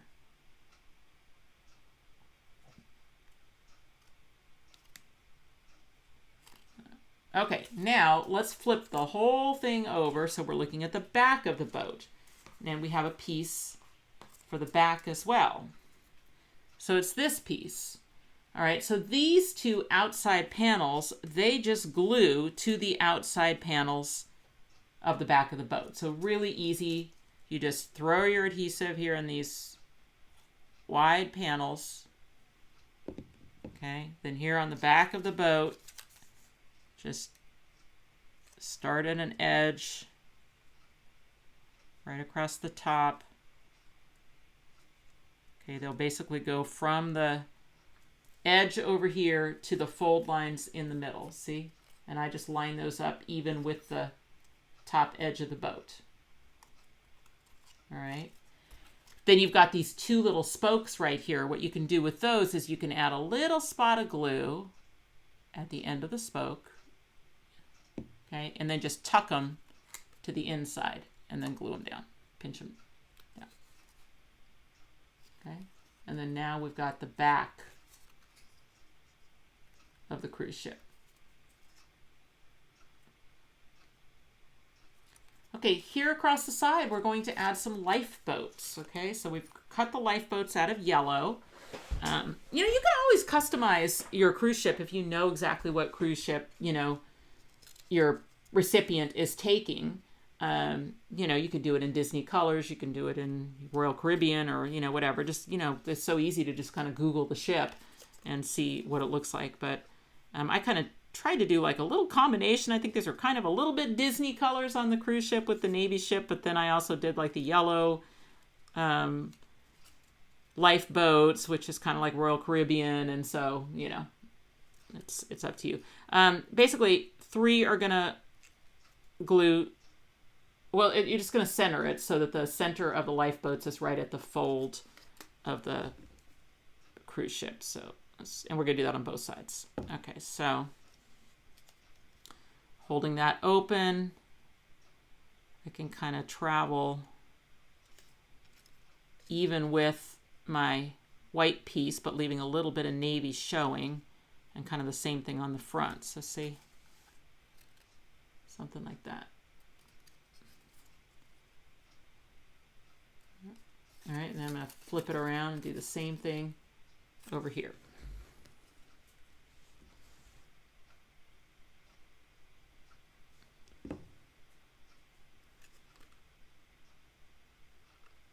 Kind of traveling in line with the white pieces.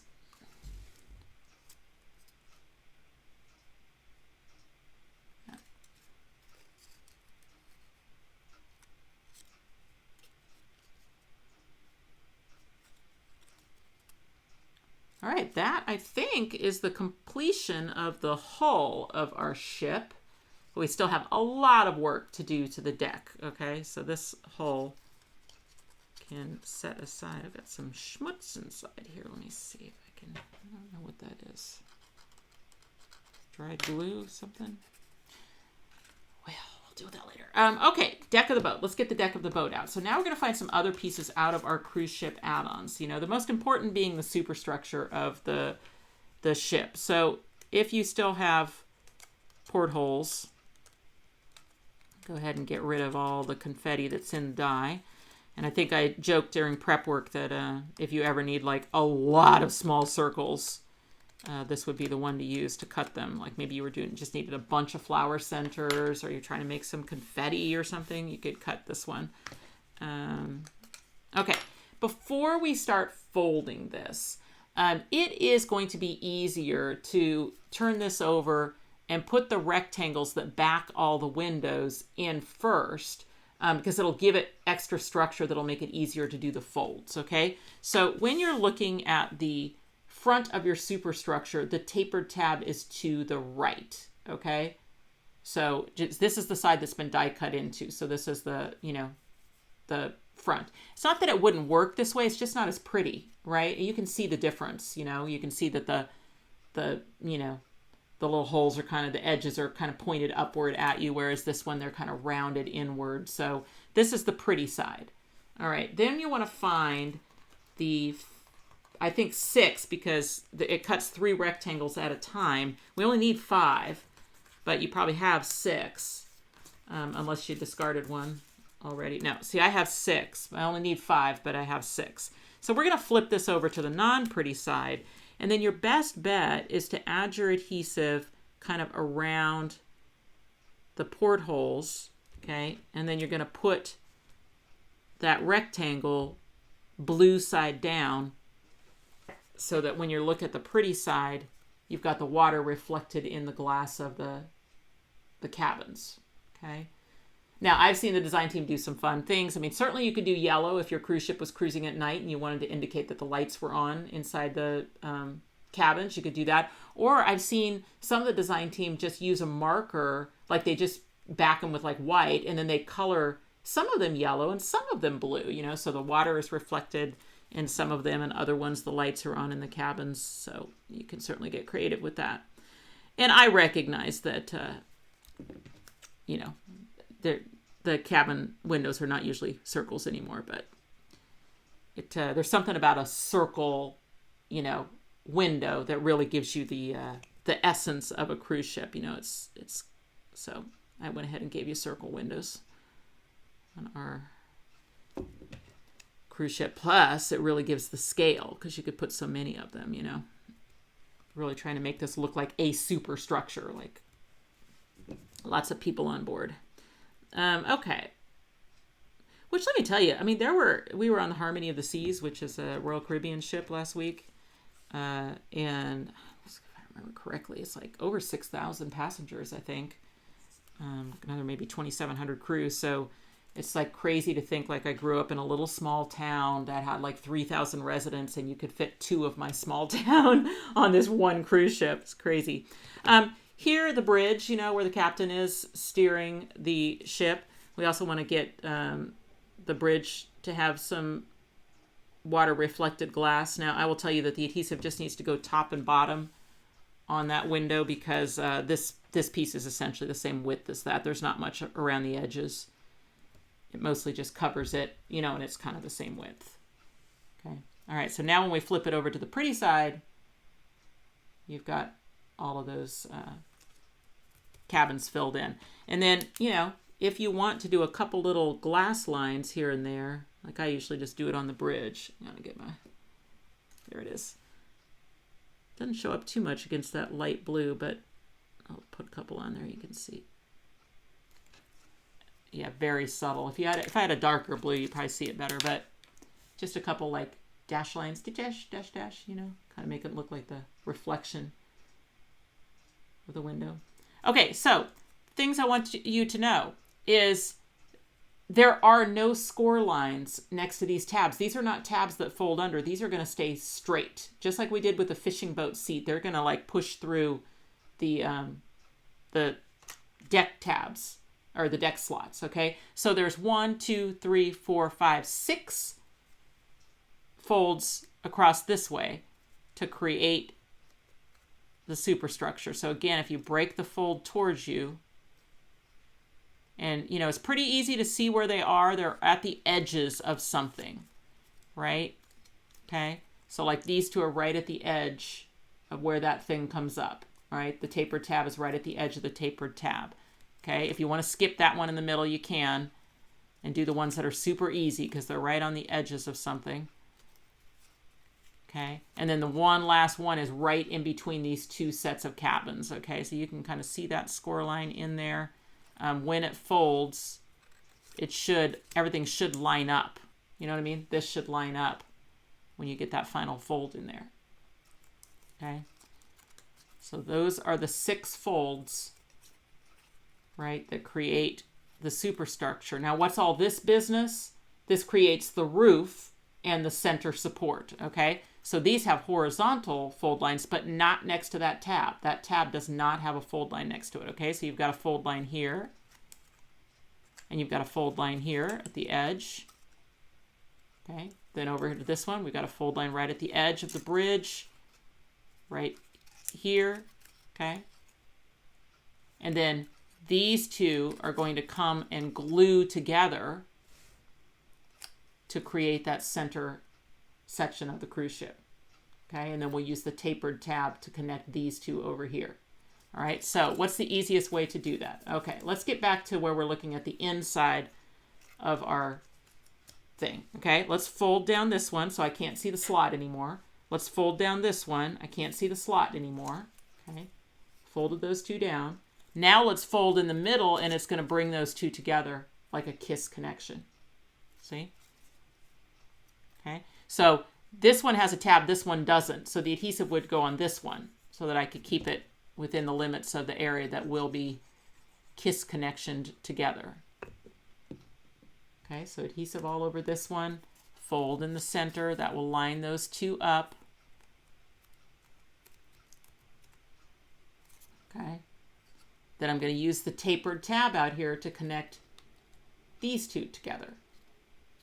Okay, so a little adhesive here. Okay, again, I can do that in the flat position. So flat position, line it up. All right. Now, when I open this up, okay, what I want to do is I want to push that the roof so it collapses down into the piece as I close it. Okay. Now when I close it, it goes down into the piece. Okay, so let's do that again. All right, we started and it looked like this. It looked like this. And then I bring it to here, push so that I collapse the roof down into the piece. So now the flat position is this. Okay, we've got the bridge up here. We've got a tab here. We've got a tab down here. We've got a tab over here. And when it pushes up, there's the superstructure. Okay. All right, so what we're going to do, now this is important, and I know it's important because I had a couple students do it incorrectly on the cruise ship. The bridge, where the captain is, needs to point towards the front of the boat. Now, where's the front of the ship? It's the skinnier one, okay? So when you're orienting this, make sure that that window is towards the front, where the skinny end of the deck is, okay? Now, why is that important? It would fit this way, but then you've got to put your water slide connected to the bridge, and then you've got nobody steering the boat over here, right? So flip it around so that the bridge is towards the front. Okay, so once again, just like we did with the fishing boat seat, we're going to get those tabs down through the slots, wiggle those through the slots, okay, until your superstructure is sitting flush against the deck. And when you look underneath, you've got a tab here that I need to glue down. I've got a tab right here that I need to glue down. Now you may say, well, wait, my tab isn't here. My tab is back here. That would be fine. It doesn't matter where you push the tab through for the center one, whether it pushed through to the front of the U-support or whether it pushed through to the back of the U-support. It just needs to be glued to the U-support. Now for the front ones, my suggestion is definitely push them through where you hide the tab. So see, you'll have your tab will be to the outside here and the outside here. Now let me take that apart and show you the difference. Okay, it would still work if I put it through from the inside, but then, oh look, I've kind of got an unsightly tab right there, right? So my suggestion is put it through on the outside, on the two outside ones, and on the middle one, just wherever it fits best, you know, whether it's easiest to push it through. Well, I had it perfectly. Let me see. There it goes. Okay. You should be able to hold that superstructure flush against the deck. Okay. Give yourself a check. Make sure that the bridge is towards the skinny end of the ship. You've got a nice flat, you know, windowless area in the back for water slide. We can hold that flat, and then I've got 3 tabs to glue down. Okay. So go in there, add a little glue to this one. Okay, this one. See, I just pull my U-supports one way or the other to get access to the tab. Push it down, and then here on the back, see, I'm just pulling my U-support down so that I can add a little adhesive to hold that tab on. There you go.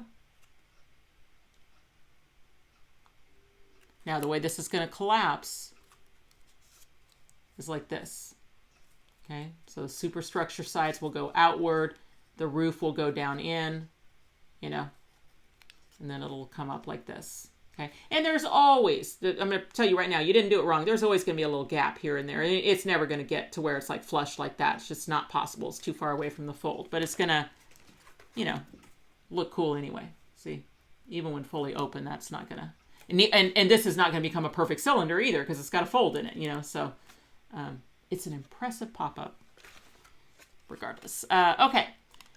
We are not going to put the smokestack on until the end. We don't have to put this. That's one of those ones that you can just wiggle in. So it's going to be easier to manipulate this, get it inside the boat, put everything before we have that smokestack on. So we're going to leave that smokestack off. But what we would like to do is put the pool and the water slide on. Okay. So you've got a kidney bean shaped pool. That's going to go here on the back of the deck, and it can go however you want it to go. So whatever shape, which way you want the kidney to go, is completely up to you. Okay, so I'm going to do it this way, like a little jelly bean. But it could certainly go the other way. It doesn't matter. Doesn't matter. Okay, your water slide is just a little spiral. Okay. Now, the essence of a spiral pop-up, we have a little bit larger spiral in our mini pops pop-up, is the essence of a spiral pop-up is that the end gets glued down to one side of the fold, and the center of the spiral gets glued down to the other side of the fold, and opening the fold is going to expand the spiral. Okay, so if you grab your spiral, get your fingernail under the center and just kind of stretch it out a little bit, just so it learns to stretch a little bit. Okay, and then bring it back down to flat. All right, I have seen this water slide done both ways. I've seen it done where the way I do it usually is I say, okay, they're going to shoot out the end of the water slide right here. So that's the side that I want glued to the pool. And then I put some adhesive in the center and I, you know, close the deck up so that it'll pick up the end of the water slide. And that's how I did it for this. See?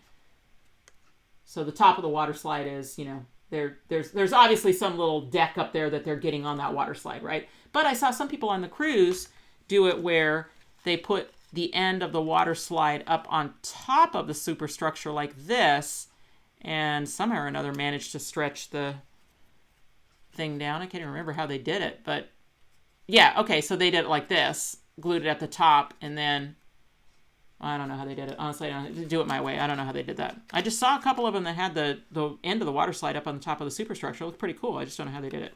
All right. So I'm going to teach it the way I like to do it, which is adhesive underneath the end of the spiral. Okay. And then we want people to shoot out into the pool.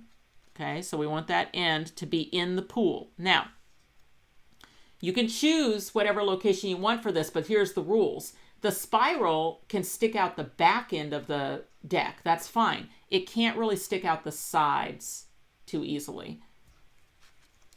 Well, it could a little bit, but you know what I mean? Because in the closed position, you have a little bit of room, but like not right up next to the corner. So if it stuck out, you'd want it to stick out over here. So, I mean, my rule of thumb is let it stick out the back, but not so much on the sides, okay? So now I've got the end. Apparently I don't. Hang on, let me do that again. Small pieces. Okay, put the end down. Hold that down. Okay, I'm gonna hold that for a second. So then see, the other end of the spiral needs to attach back here to the back of the superstructure, okay? But you don't wanna guess. You don't wanna just stretch it and glue it because you may not glue it in the right position for it to fold flat. You want this to tell you where it goes. So all you do is you put a little dot of glue in the center of your spiral, right in the center of the spiral. Let me get that a second to, okay. Then I'm just gonna close that superstructure down. Okay, close the deck of the boat and the superstructure into that flat position, and it will pick up the center of that spiral in exactly the right spot to work when the card is open. So then when it opens, you'll have that water slide. Pull a little bit out there. Isn't that fun? Okay, so the pool and the water slide definitely also help give the essence of scale, you know, that this is a big, big vessel by having it like that. All right, we are now ready to put the deck of our ship inside the hull of our ship. And once again, very important that we do it the right way, which is the skinny end, the front is towards the front. Obviously, we're driving this direction. Okay, the flat end goes towards the back. If you want to label your U supports, front F and B for front and back, you can do that. You're going to set that down in that boat. You're going to flip it over. And as you remember, the front boat tab is going to glue to the front U support, and the back boat tab is going to attach to the back U support. And now we've got a situation where our boat tabs are a different color than our U supports, which is kind of nice because I can tell you we want the adhesive on the white, right? We want the adhesive on the white, stop when you get to the fold, and then bring the end of the boat tab to it, okay? So I'm gonna put my adhesive here on the front U support.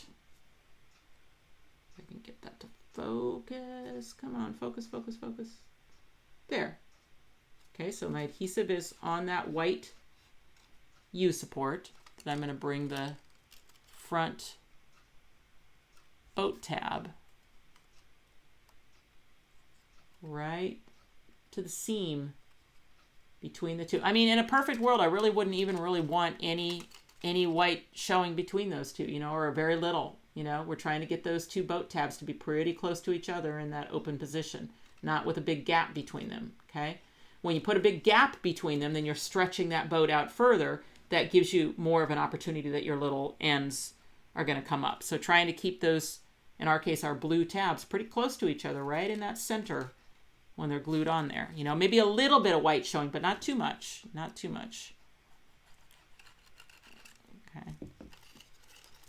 So now this one's going to come to here, and now it's easy enough to close up the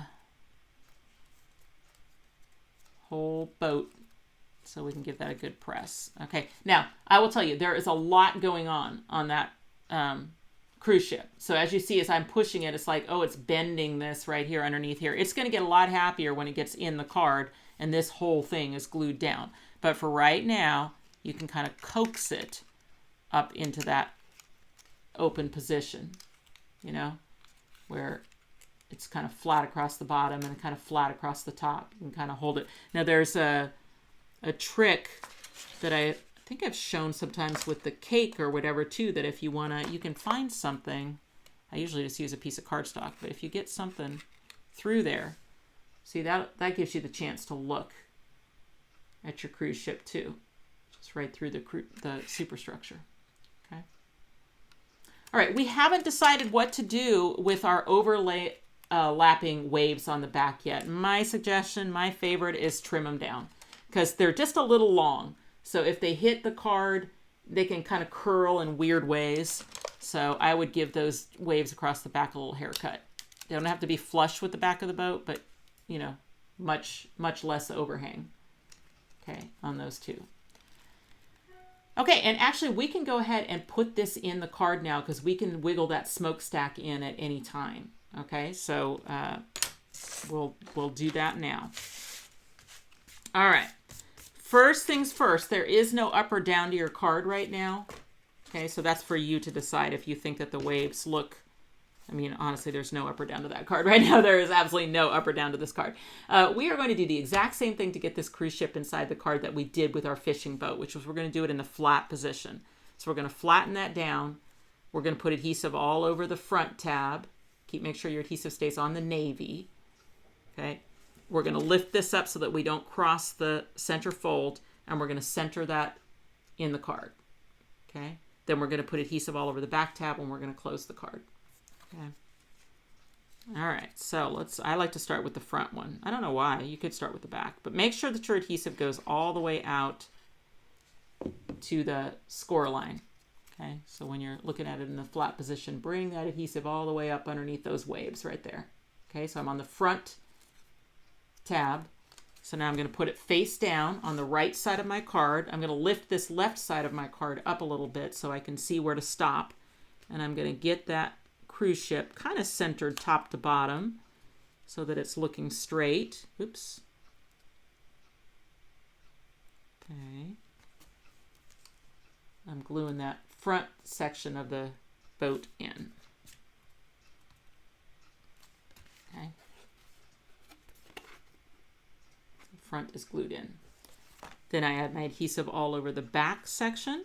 Once again, I would like to get that glue all the way up to that score line, that fold line right there underneath the waves, all the way up to there so that I get the fullest open of my cruise ship. Okay, there's a big old stack of cardstock right here that this thing's got to come up and over. So if you can kind of hold it as flat as you can get it close to the thing. See, I'm getting up and over and then coming out from there, I guess, on my pressure. Okay, and you got to be a little bit patient. So there's a lot going on with this cruise ship, okay? It's got to open a lot when it opens, all right? So once again, just let it open as far as it's going to open, and then take your hands on the sides of the cruise ship over here so that I'm pushing them down and in as I open it that first time, okay? So that I can train it so that the front and the back stays down, okay? Now, there is a piece that we did not use out of the cruise ship add-ons, and I debated about whether or not I was going to put it in the class or not. Because I think some people probably don't like the look, but other people do. So I was like, well, I'm just going to not use it and then tell people about it. There is a die that we didn't use that's included in the cruise ship add-ons, and that is the slots die. Okay, so this little die right here. Okay, what this die does, okay, it's got like a little divot in the middle that'll help you line it up over the fold. If, before you put this whole thing together, like you could put your pattern paper in and things like that, but if you cut those slots through your card, maybe behind your ship, then then you'll have this. You'll have a pair of slots through your card, okay? But what that does is that when your card is open, if you, like this one has enough weight. If you have enough weight in your card, it'll stay open on its own. But with the cruise ship having so many stacked folds, okay, because it's got the deck, then it's got the superstructure, then it's got the smokestack, and it has that spiral, and all of those things are trying to pull that cruise ship to not open all the way. And the only thing that can make it open all the way is basically having a heavy enough card out on the outside edges so that it'll hold it open. And, you know, this one is heavy enough because it's got all those layers of cardstock that are being created there, because I put a panel of cardstock on the back to add weight, because I decorated the front. Then I've got plenty of weight in this one, and it will stay open pretty much fully flat for display. Okay. The one that we're making will also stay open fully flat once we get it decorated and stuff. It may have to stay open for a little while, but then you'll notice that I mean, you can see it's almost fully flat just on its own. But if you had a card that wasn't staying open fully flat and you cut those slots in, and what you can do is you can include a paper clip, and then what they do is they put that paper clip between those slots. Okay. And I mean, that will hold that card open flat. It is flat. Okay.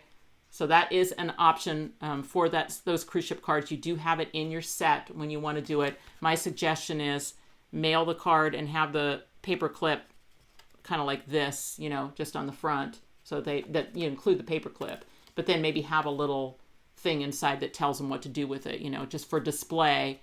Bring your paper clip between your two slots, and it'll hold that open for display.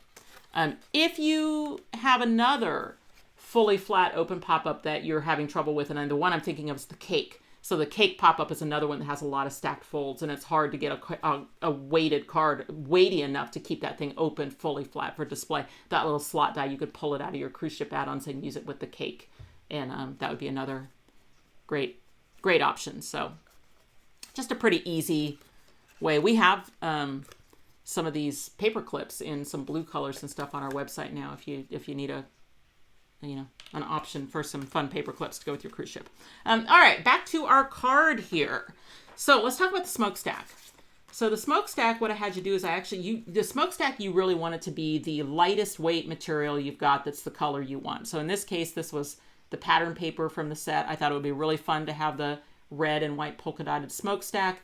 The inside, though, wasn't really pleasing me because it's all this business. So what I thought we would do is just take a pen, any kind of black pen, and just color. You don't even have to color the whole inside, just color part of the way down, you know, the part that would be within eyesight of the front, you know. So I used just Sharpie. You could use any kind of black marker, okay? And you can test that by just bringing it around and, yeah, see, I can't really see. But if you know, you could go lower if you wanted. You could do the whole thing if you wanted to, but you don't really have to. Okay, so I'll go a little bit further down. Okay, so the smokestack has 2 folds in it. So it has a little tapered tab that goes around to the other side, and then it has, you know, one on this side. So that in the flat position, it's like this, and then when it pops open, it kind of tries to make a cylinder, all right? Before you attach the tapered tab, you can do something like take a bone folder, especially if you have something like fun foam. If you have any kind of something that's soft, you can take like a bone folder on the inside of that smokestack and try and really, really make it as cylindrical, you know, it's just like kind of loosening it up, you know, so that it wants to be a cylinder. And then you can use that tapered tab to attach it to the other side. Okay. So yeah, the other thing you can do is, like, after you get it in a cylinder, if you had a pen that was the right diameter, you can also do this. Put it in there and just roll it around that pen a little bit, you know. So again, you know, you're trying to kind of make it really loose.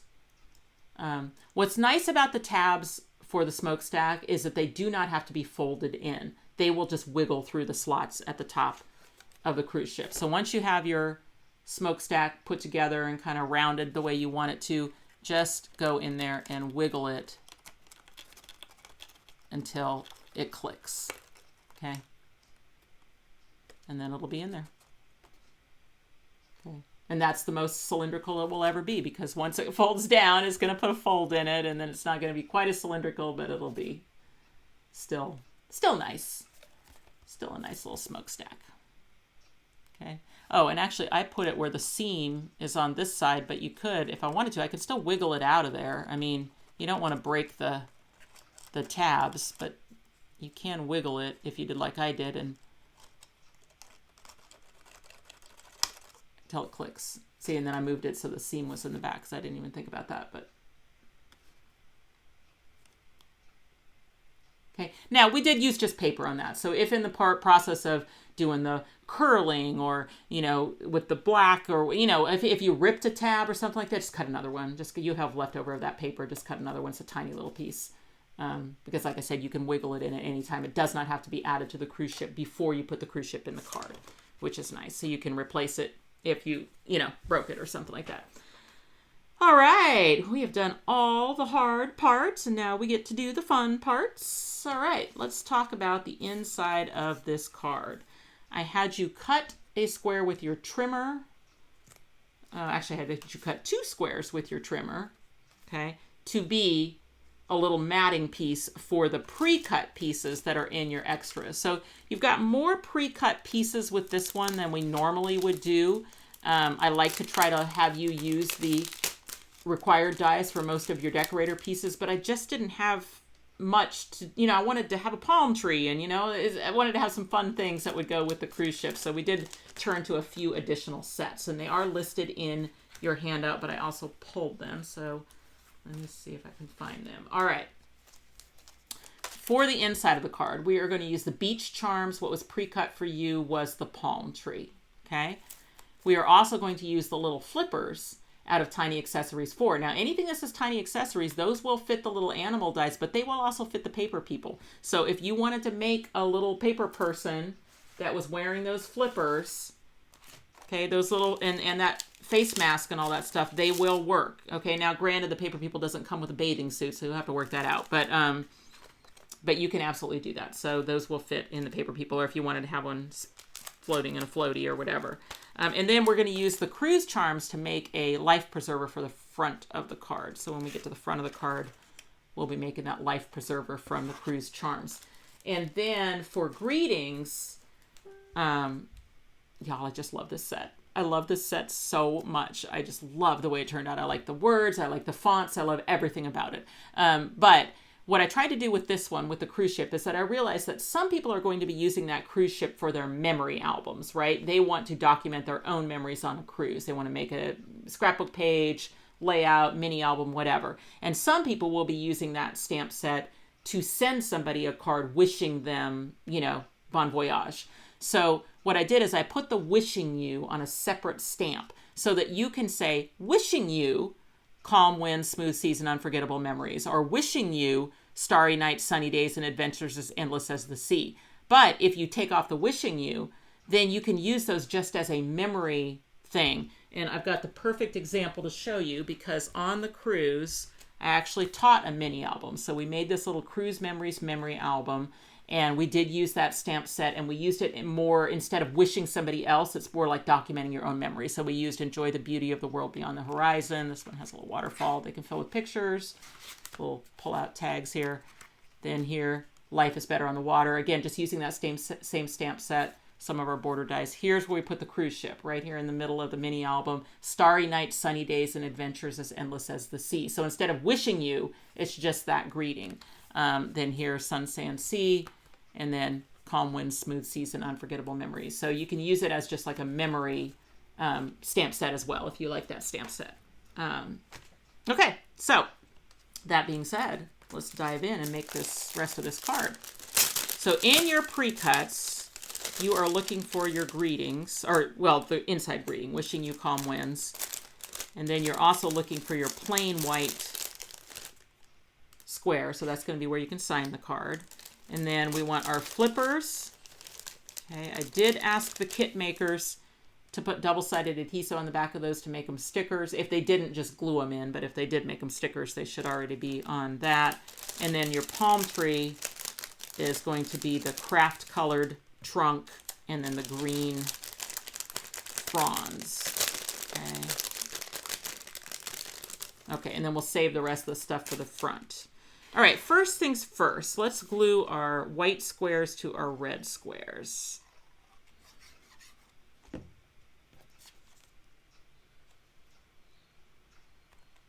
Okay.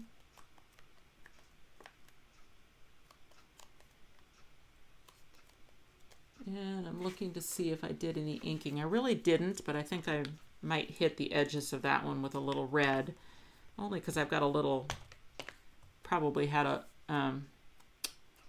like not the sharpest blade when I cut mine.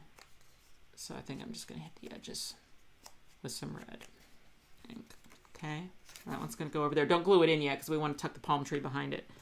Okay, then this one is going to go over here. And that's just going to be a place to sign the card. And just for consistency's sake, I'm going to hit that one with a little red ink.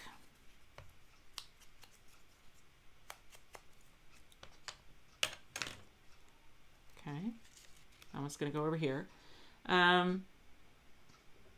Oh, funny. Okay, well, apparently I put the tree trunk between the layers. Oh, I'm so sorry. This stuffy head is getting to me. And we want to kind of tuck the palm tree in there. So we probably want a little bit of brown ink on that palm tree frond so that it's not so stark. Okay, so I'm just going to hit that with some brown ink, focusing mostly on the trunk because we've got the frond piece to go over the top. Okay, then if you do have some green ink and you want to hit your frond, maybe the edges of that, that's really very optional, but if you like that look, maybe a little green ink on that. Okay, then the green frond is going to glue over the brown palm tree. That will line up just perfectly. Okay, change the top of that palm tree. Now this is a charm set. So charm sets have these little holes that you can use to dangle those off of pop-ups and things. But since we're not going to be dangling this one, we're just using it as a standalone element. You can just take your scissors and cut off the charm hole. So that is something about the charms. They are double duty on that decoration because you can always choose to cut off the charm hole and just use it as a standalone. Okay, so if you could tuck your tree in between the two layers, you can kind of figure out where you want it, and then it's going to go inside the card like this. And then again, you can kind of adjust your tree angle to your liking.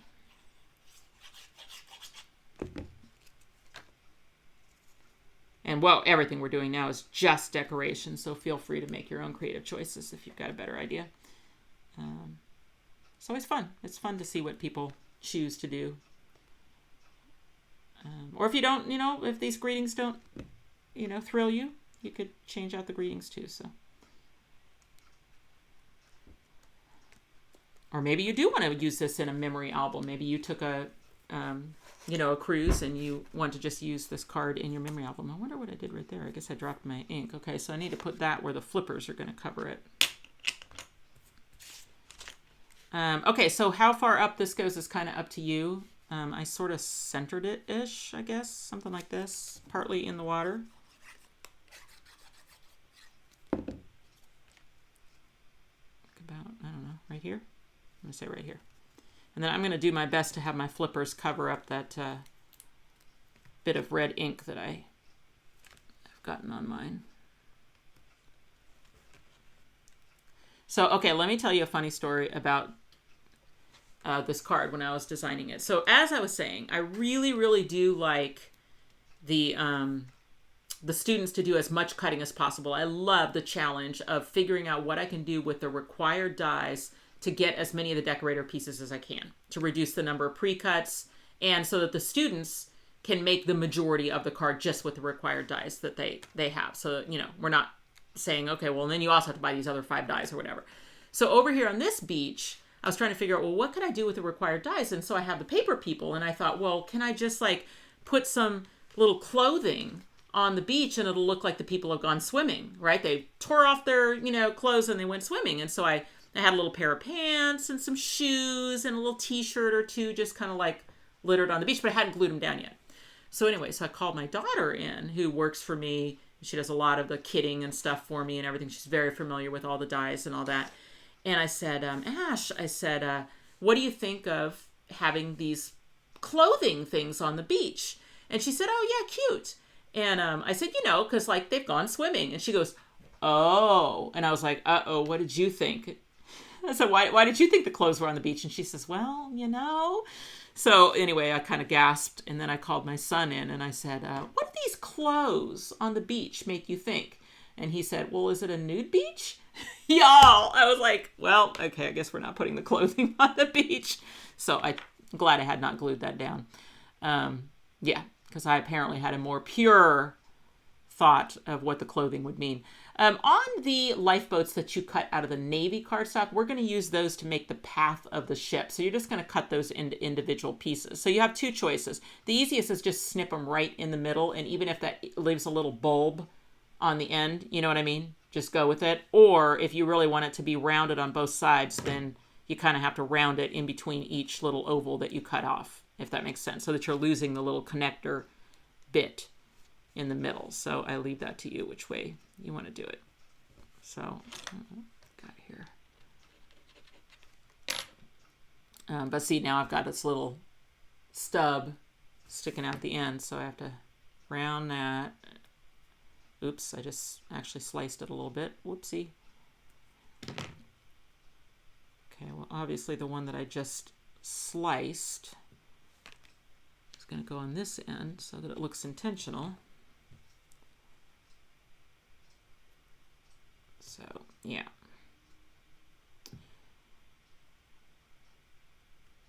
So while we're adding our little dashed lines to indicate the movement of the ship through the waters from one beach to the other, I want to tell you about another type of class that we're offering now. So my business partner, Tanya is the owner. She owns Riley and Company, who's her other business. And they have like some really cool Funny Bones is one of their popular lines of stamps, but a stamp and die company. And so she does a lot of designing and teaching and everything for Riley, but I mostly do the teaching and stuff for this company, for KB Riley. But she's been doing some great demos on this Facebook group that is called like One of a Kind, OOAK, and they do these virtual events, like sort of these virtual events where they have different companies come in and demonstrate and stuff on their Facebook page once a month, but then they also put it on YouTube. So there's a replay option if you're not a Facebook user. But if you are a Facebook user, you can log in. So Tanya's been doing these. I mean, sometimes they're like once a month. And people have been asking, because Tanya's style of teaching is different than mine. And some people really prefer it, to tell you the truth. And so she says a different way of teaching with the dies. And people really like Tanya's designs and her teaching style and all that stuff. So they have been asking on these events that she's been doing if she could create kits for her cards. So instead of just demoing the card, to actually make a kit. And so she started doing that. So she's done a couple so far. They're also available on our website on KarenBurniston.com. You just go to the kits and classes and you can see them. They're called Tanya's Take. So they're going to be a little similar to this program, but she's focusing on like one pop-up die. So it's a really, really good way to get to know a particular pop-up die really well. And so this next one that she's featuring is going to be the barn pop-up. And the one she did before that was our snowman twist circle. And so what she'll do is she'll put together a kit with everything you need to make, a nice, but when I say basic, I mean kind of like whatever the packaging sample is, that level of card, because it doesn't require a lot of extras. For when I do the packaging, I mostly try to stick with the pieces that are in that die set and just a couple extras. And so she'll really focus on that die and show you how to use it. And you can get a kit that has her paper choices and everything. And if she has used something else, she'll put a little pre-cut in there for you or whatever. And then you can tune in for a live event with her on Facebook Live where she will demonstrate how to put that kit together. But then also, that's being recorded, so that's good. So you can go back and watch the replay if you miss it. So don't feel like if you bought a kit and you couldn't make the live event, you can't watch the replay. You can. But then it's her take, so it's Tanya's take. So she'll do that basic card kit, but then she'll show you on the demo how to kind of amp things up. Like her take on it would be, so you've got this basic card kit, but then Tanya's going to like start adding some additional little things to, amp it up a little bit. And so yeah, it was a really, the first one she did was really popular, and the kits kind of sold out pretty quickly. So so if you think you want to get in on that, and again, I don't know when you're watching this video. I'm sort of like talking mostly to the people that are watching it close to the premiere, but you can always go onto our website, KarenBurniston.com, to the kits and classes section of our website, and you can see whatever the latest thing is. So maybe you missed the barn if you're watching this later, but maybe Tanya's got a new one that you're interested in, and those kits are called Tanya's Take. And you can buy them with the die that she's featuring, or if you already have that die, you can get just the paper pack and you do your own cutting. So that is just like with this program, we're really, really teaching you how to use those dies. We're not just selling them to you. We're going to sell them to you with your first card, already designed for you. And we're going to teach you how to use that die so that you can create that card. So definitely tune into that. Like I said, it's great to have more people's vision. It's so great when we have multiple people, showing their vision with these dies and things. So Tanya does a really good job. Okay, I've got my lines on. So now I'm going to take my little fish, my 2 little small fish that I cut out of the fishing boat add-ons, and I'm going to hit those with just a little brown ink around the edges so they don't blend in too much with the water. Okay.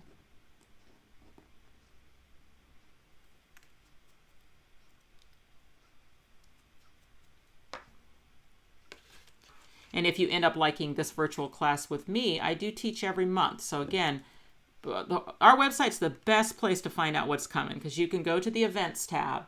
So you go to KarenBurniston.com, you click on the events tab, and it's going to show you whatever the upcoming classes are, both Tanya's classes and my classes, and how you can get a kit. So, some of them we sell on our website. So we sold kits for this class, and we're going to sell them for next month for March. But then some months, the Zoom classes are exclusive to those stores. So, and those months we'll tell you if you want to do in that class, you can't buy them here. You got to go, to one of those participating stores and get your kit.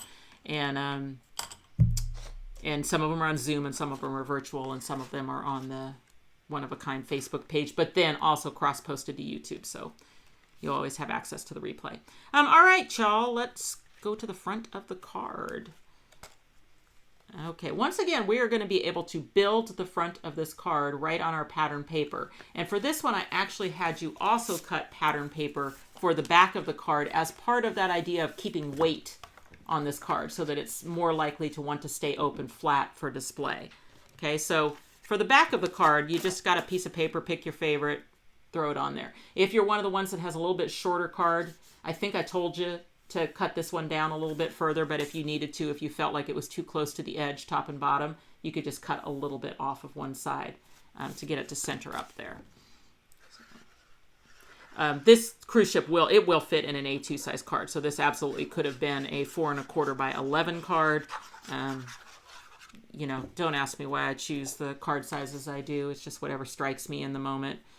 Sometimes it's just about like having you not have to make the extra cut, if that makes sense. So I was like, okay, well, if we make it 6 inches long, the 12-inch piece of paper just does the whole thing, So it's not because it's anything magical. Sometimes it's just about, making it easier. Okay, I'm gonna prop this down. All right, so here's the card, or the piece of paper that I'm gonna build this card front on. So let's find our pieces. So I had you cut a square of the aqua paper, and then I had you do a square of the red polka dot where I had you use your trimmer to kind of gut it so that you would have a frame. And one of the things that I mentioned during prep work is if you've got a little jagged cut somewhere or you went a little too far in the corners, ink will do a lot of good for disguising any little bits that don't look straight or look a little jagged or whatever. So I'm just going to take some red ink and I'm going to hit the outside and the inside of that frame, and then don't glue it down to that thing yet because we want to put all our edges in. Okay. So this is going to be a good example of why I really love those ocean edges, because what I had you do is I had you basically almost cut this all at one time, right? Because I had you cut, can't remember what order Look, there's that. This one looks like it was here. Okay, here, and here. See? So I had you cut a square, and then I just had you, I mean, obviously you had to move this one because you used it twice, right? But these ones, we cut them all at the same time. Just line up those edges and cut it. And then what's great is that then you have pieces that you can layer on here to make kind of a fun, let's see, which way did I do that? That looks like it was little waves. Okay, I did this. I kept a little bit down, and then I did crested waves. Then I did big waves with little waves on the bottom. And then down here, I kind of did this. But actually, I might just do this because I don't have room for that. Yeah, I think I'm gonna do that. So I'm gonna end up not using these two, but you could, maybe you prefer this one in there. See what I'm saying? It's just whatever you like with all of your pieces. Maybe you like it better with this one up here and this one right here. Whatever you want to do to make your little two-tone wave section, okay? So I love, love, love those ocean edges. I'm going to get so much use out of those.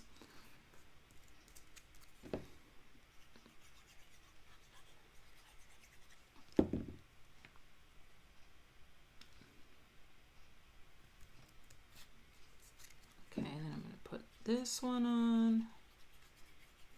Oh, goodness me, and gravity today. Okay,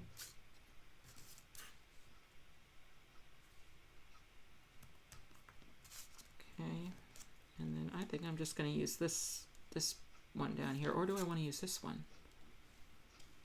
Because I could cut it, you know what I mean? Do I want to use that one? Do I want to use this one? No, that one looks too much like that one.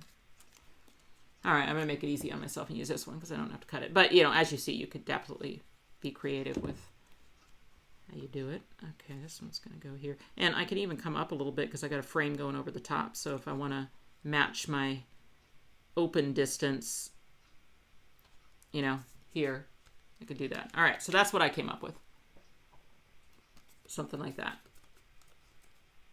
All right, and then that red frame is going to go over the top.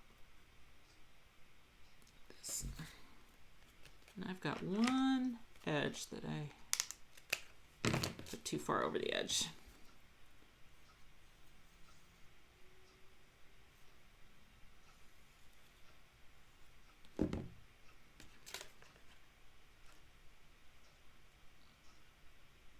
You know, I think this one will fit better this way. Yeah, you can do that with squares too. I mean, you know, this should be the same, right? But you cut it with your trimmer, so maybe it fits better one way than the other. In my case, it did, so there we go.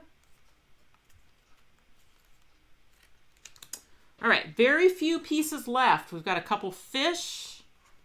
We've got another set of navy lifeboats that we can use for some of our cruise thing. And then we have our pre-cut pieces to make our life preserver, and then our Bon Voyage and smooth sailing. Okay, let's talk about this life preserver. So one thing I like to do is if you want to put the twine in the life preserver like this, okay, then I like to pre-cut the twine to exactly the right length, and that length is 5 inches. Okay, so I cut the twine to 5 inches from the go. Then when you're looking at this piece, the life preserver itself, you're going to see that you have flat sections. It's not a perfect circle around the outside. There's 4 flat sections, okay? We do not need the charm hole because it's not going to be a charm. What we want to do is we want to take the piece that we're using for the stripes of our life preserver and we want to flip it over to the non-glimmer side, okay? And then we want to glue that white piece to the red piece so that the flat sections line up with the 4 stripes, okay? So that ring, the red ring, is a little bit smaller than the white ring. So if you look on the back here, okay, it's just a smidge smaller on the outside so that you don't have to be quite so precise when you're gluing it on, okay? But so looking here, I've got the flat side of the glimmer cardstock, so the pretty side's on the back, all right? Then I'm going to take my glue and I'm going to just go around the ring like this. Okay, then I'm going to take my white life preserver. Now I've got the pretty side up now. the pretty side up, and I want the 4 flat areas to correspond with those 4 spokes that are coming out. Okay, so on the back it looks like this. But this is the front. Okay, then I pick one of the stripes. It doesn't matter which one. And I put a little glue just at the seam on the red, just next to the white. Okay, and I'm going to take my twine and I'm going to set it into that glue. I'm making a loop with it. Okay, so I put one end on this side, come around the horn, put the other end on this side. So now I have a loop of twine. Okay, and it's only glued right there on the corner. Now, if you have something like, this is going to be your best friend, if you have something like a little quilting clip, these are my favorite for this type of thing. If you don't, you're just going to hold it. Okay, we're going to start with the one where the twine has been glued down, and we're going to put adhesive out on the end of the stripe. Okay, not all the way through it, just out on the end.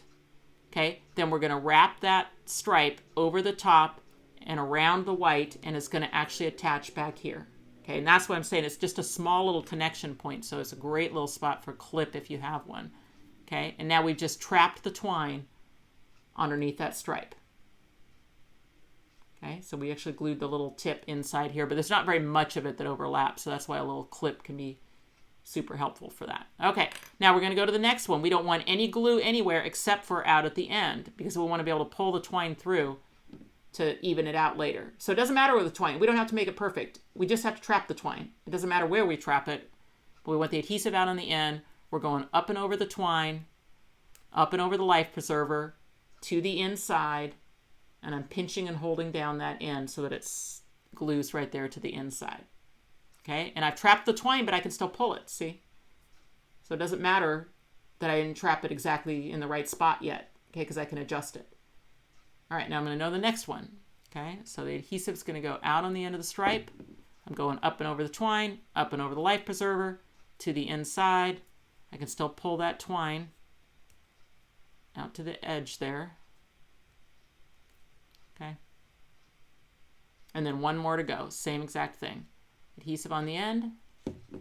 Okay. Up and over the twine, up and over the life preserver to the inside. Pinch it down. Okay. So the only one that's glued down is where you started, right? I can't pull the twine through where I glued it down, but I can pull it everywhere else. So I can pull it and leave a little loop, pull it from here, leave a little loop, pull it from here, leave a little loop. It's kind of like you're trying to make your hoodie strings match, you know? Okay, and then once you've got it evened up, then there's your life preserver. That life preserver can be used without the twine too, so it looks really good if you just leave the twine out and you just do it as stripes. And you can certainly do it in other colors too. So the most traditional would be the red and the white, but like that, back to that cruise album that we made on the cruise last week, you know, we did it in navy. Okay, so you can make those things any color you like, and that came from the Cruise Charms. All right, now you just got to make the front of your card. Okay, so however you want to, you know, do your pieces here.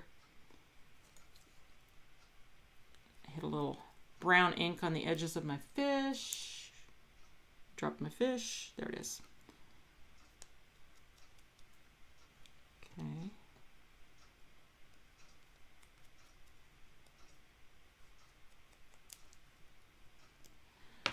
All right, let's see. I think I'm going to start with Bon Voyage and Smooth Sailing.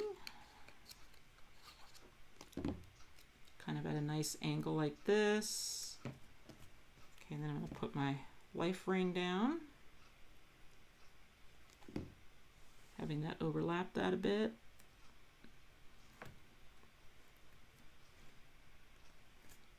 Okay, I've got two little fish for this area down here.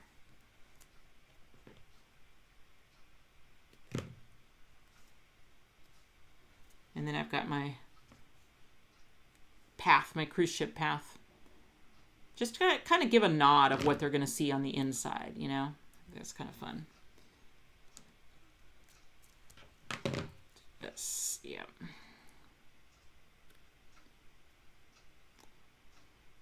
Okay, so maybe you've watched this video today and you didn't have a kit, but you were just interested in the cards and wanted to see how I made them. And maybe now that you see it made, maybe you think, you know, I really do kind of want a kit for this if it's still available. So you're going to go onto our website, KarenBurniston.com, go to the events tab. You'll find all your choices. Now, even if you're watching this later than this class and you don't see this class listed anymore, it's the same stores. You know, I mean, you could still contact those same stores to see if they have kits left over, because they do it every month. And then you do have the option to buy it without dies. You still need the dies, but sometimes maybe you already own one or more of the required dies. So then if that's the case, you always have the option to get paper and extras and instructions and, you know, prep work video without the dies for a lesser price. But we do, you know, we do those instructions, those PDF instructions and the prep work video and all that, those are exclusive to the kit holders. So you do need to have a kit to have access to those. But you can watch the class day video, of course, anytime. For virtual classes. For Zoom classes, we don't make them public at all. So you do need to be a kit holder. Okay, there we go. There's the front of my card. So now this can go anywhere. So maybe you're a person that thinks it looks better over here. Or maybe you like it centered, or maybe you like it a little bit more to the right. Honestly, the reason I went a little bit more to the right is because it added more weight to the card further out from the ship. So kind of balanced the, there's a big bulk in the card right here where the ship is. And so I wanted the bulk on the front to be closer to the right. So that's why I chose that. And I just centered it top to bottom. Whatever location I like. Do make sure that you're putting that on the front of your card. I guess if you already have your paper on the back, it's hard to mess that up. But I suppose you could put it... No, you can't. Hard to mess that up. Can't mess that up.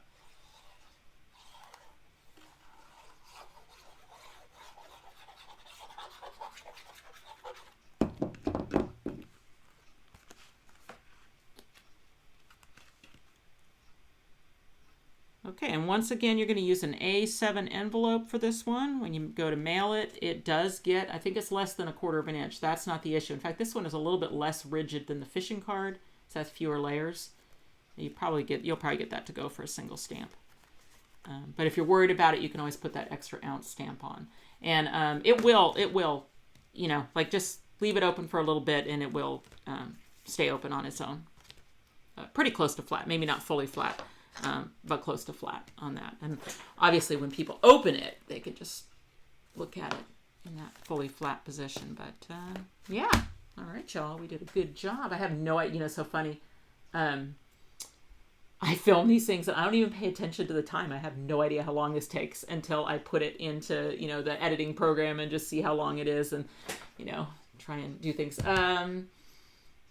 Again, this is a virtual class, so this premiered at a certain time. You maybe didn't watch it during the premiere. If you did, I'm over there in the chat section saying so long to you for today. I will show you real quick what we're doing next month. If you are watching this in February of 2025, and let me put it this way: if you're watching this prior to March 15th, 2025, then you'd still have the opportunity to get in on our next Zoom class. So the next Zoom class is going to feature the other 4 dies in this release. So I didn't pull those dies, but the required dies are going to be our flower pot add-ons and bouquet bits, then our popcorn and our triple platform. So those 4 dies are required. Then because there's an add-ons, which is our flower pot add-ons, you do need to have the flower pot pop-up. That's your 5th die, and it's the decorator die. I mean, the foundation die, sorry. Foundation die. So we're going to do 5x7 cards in March.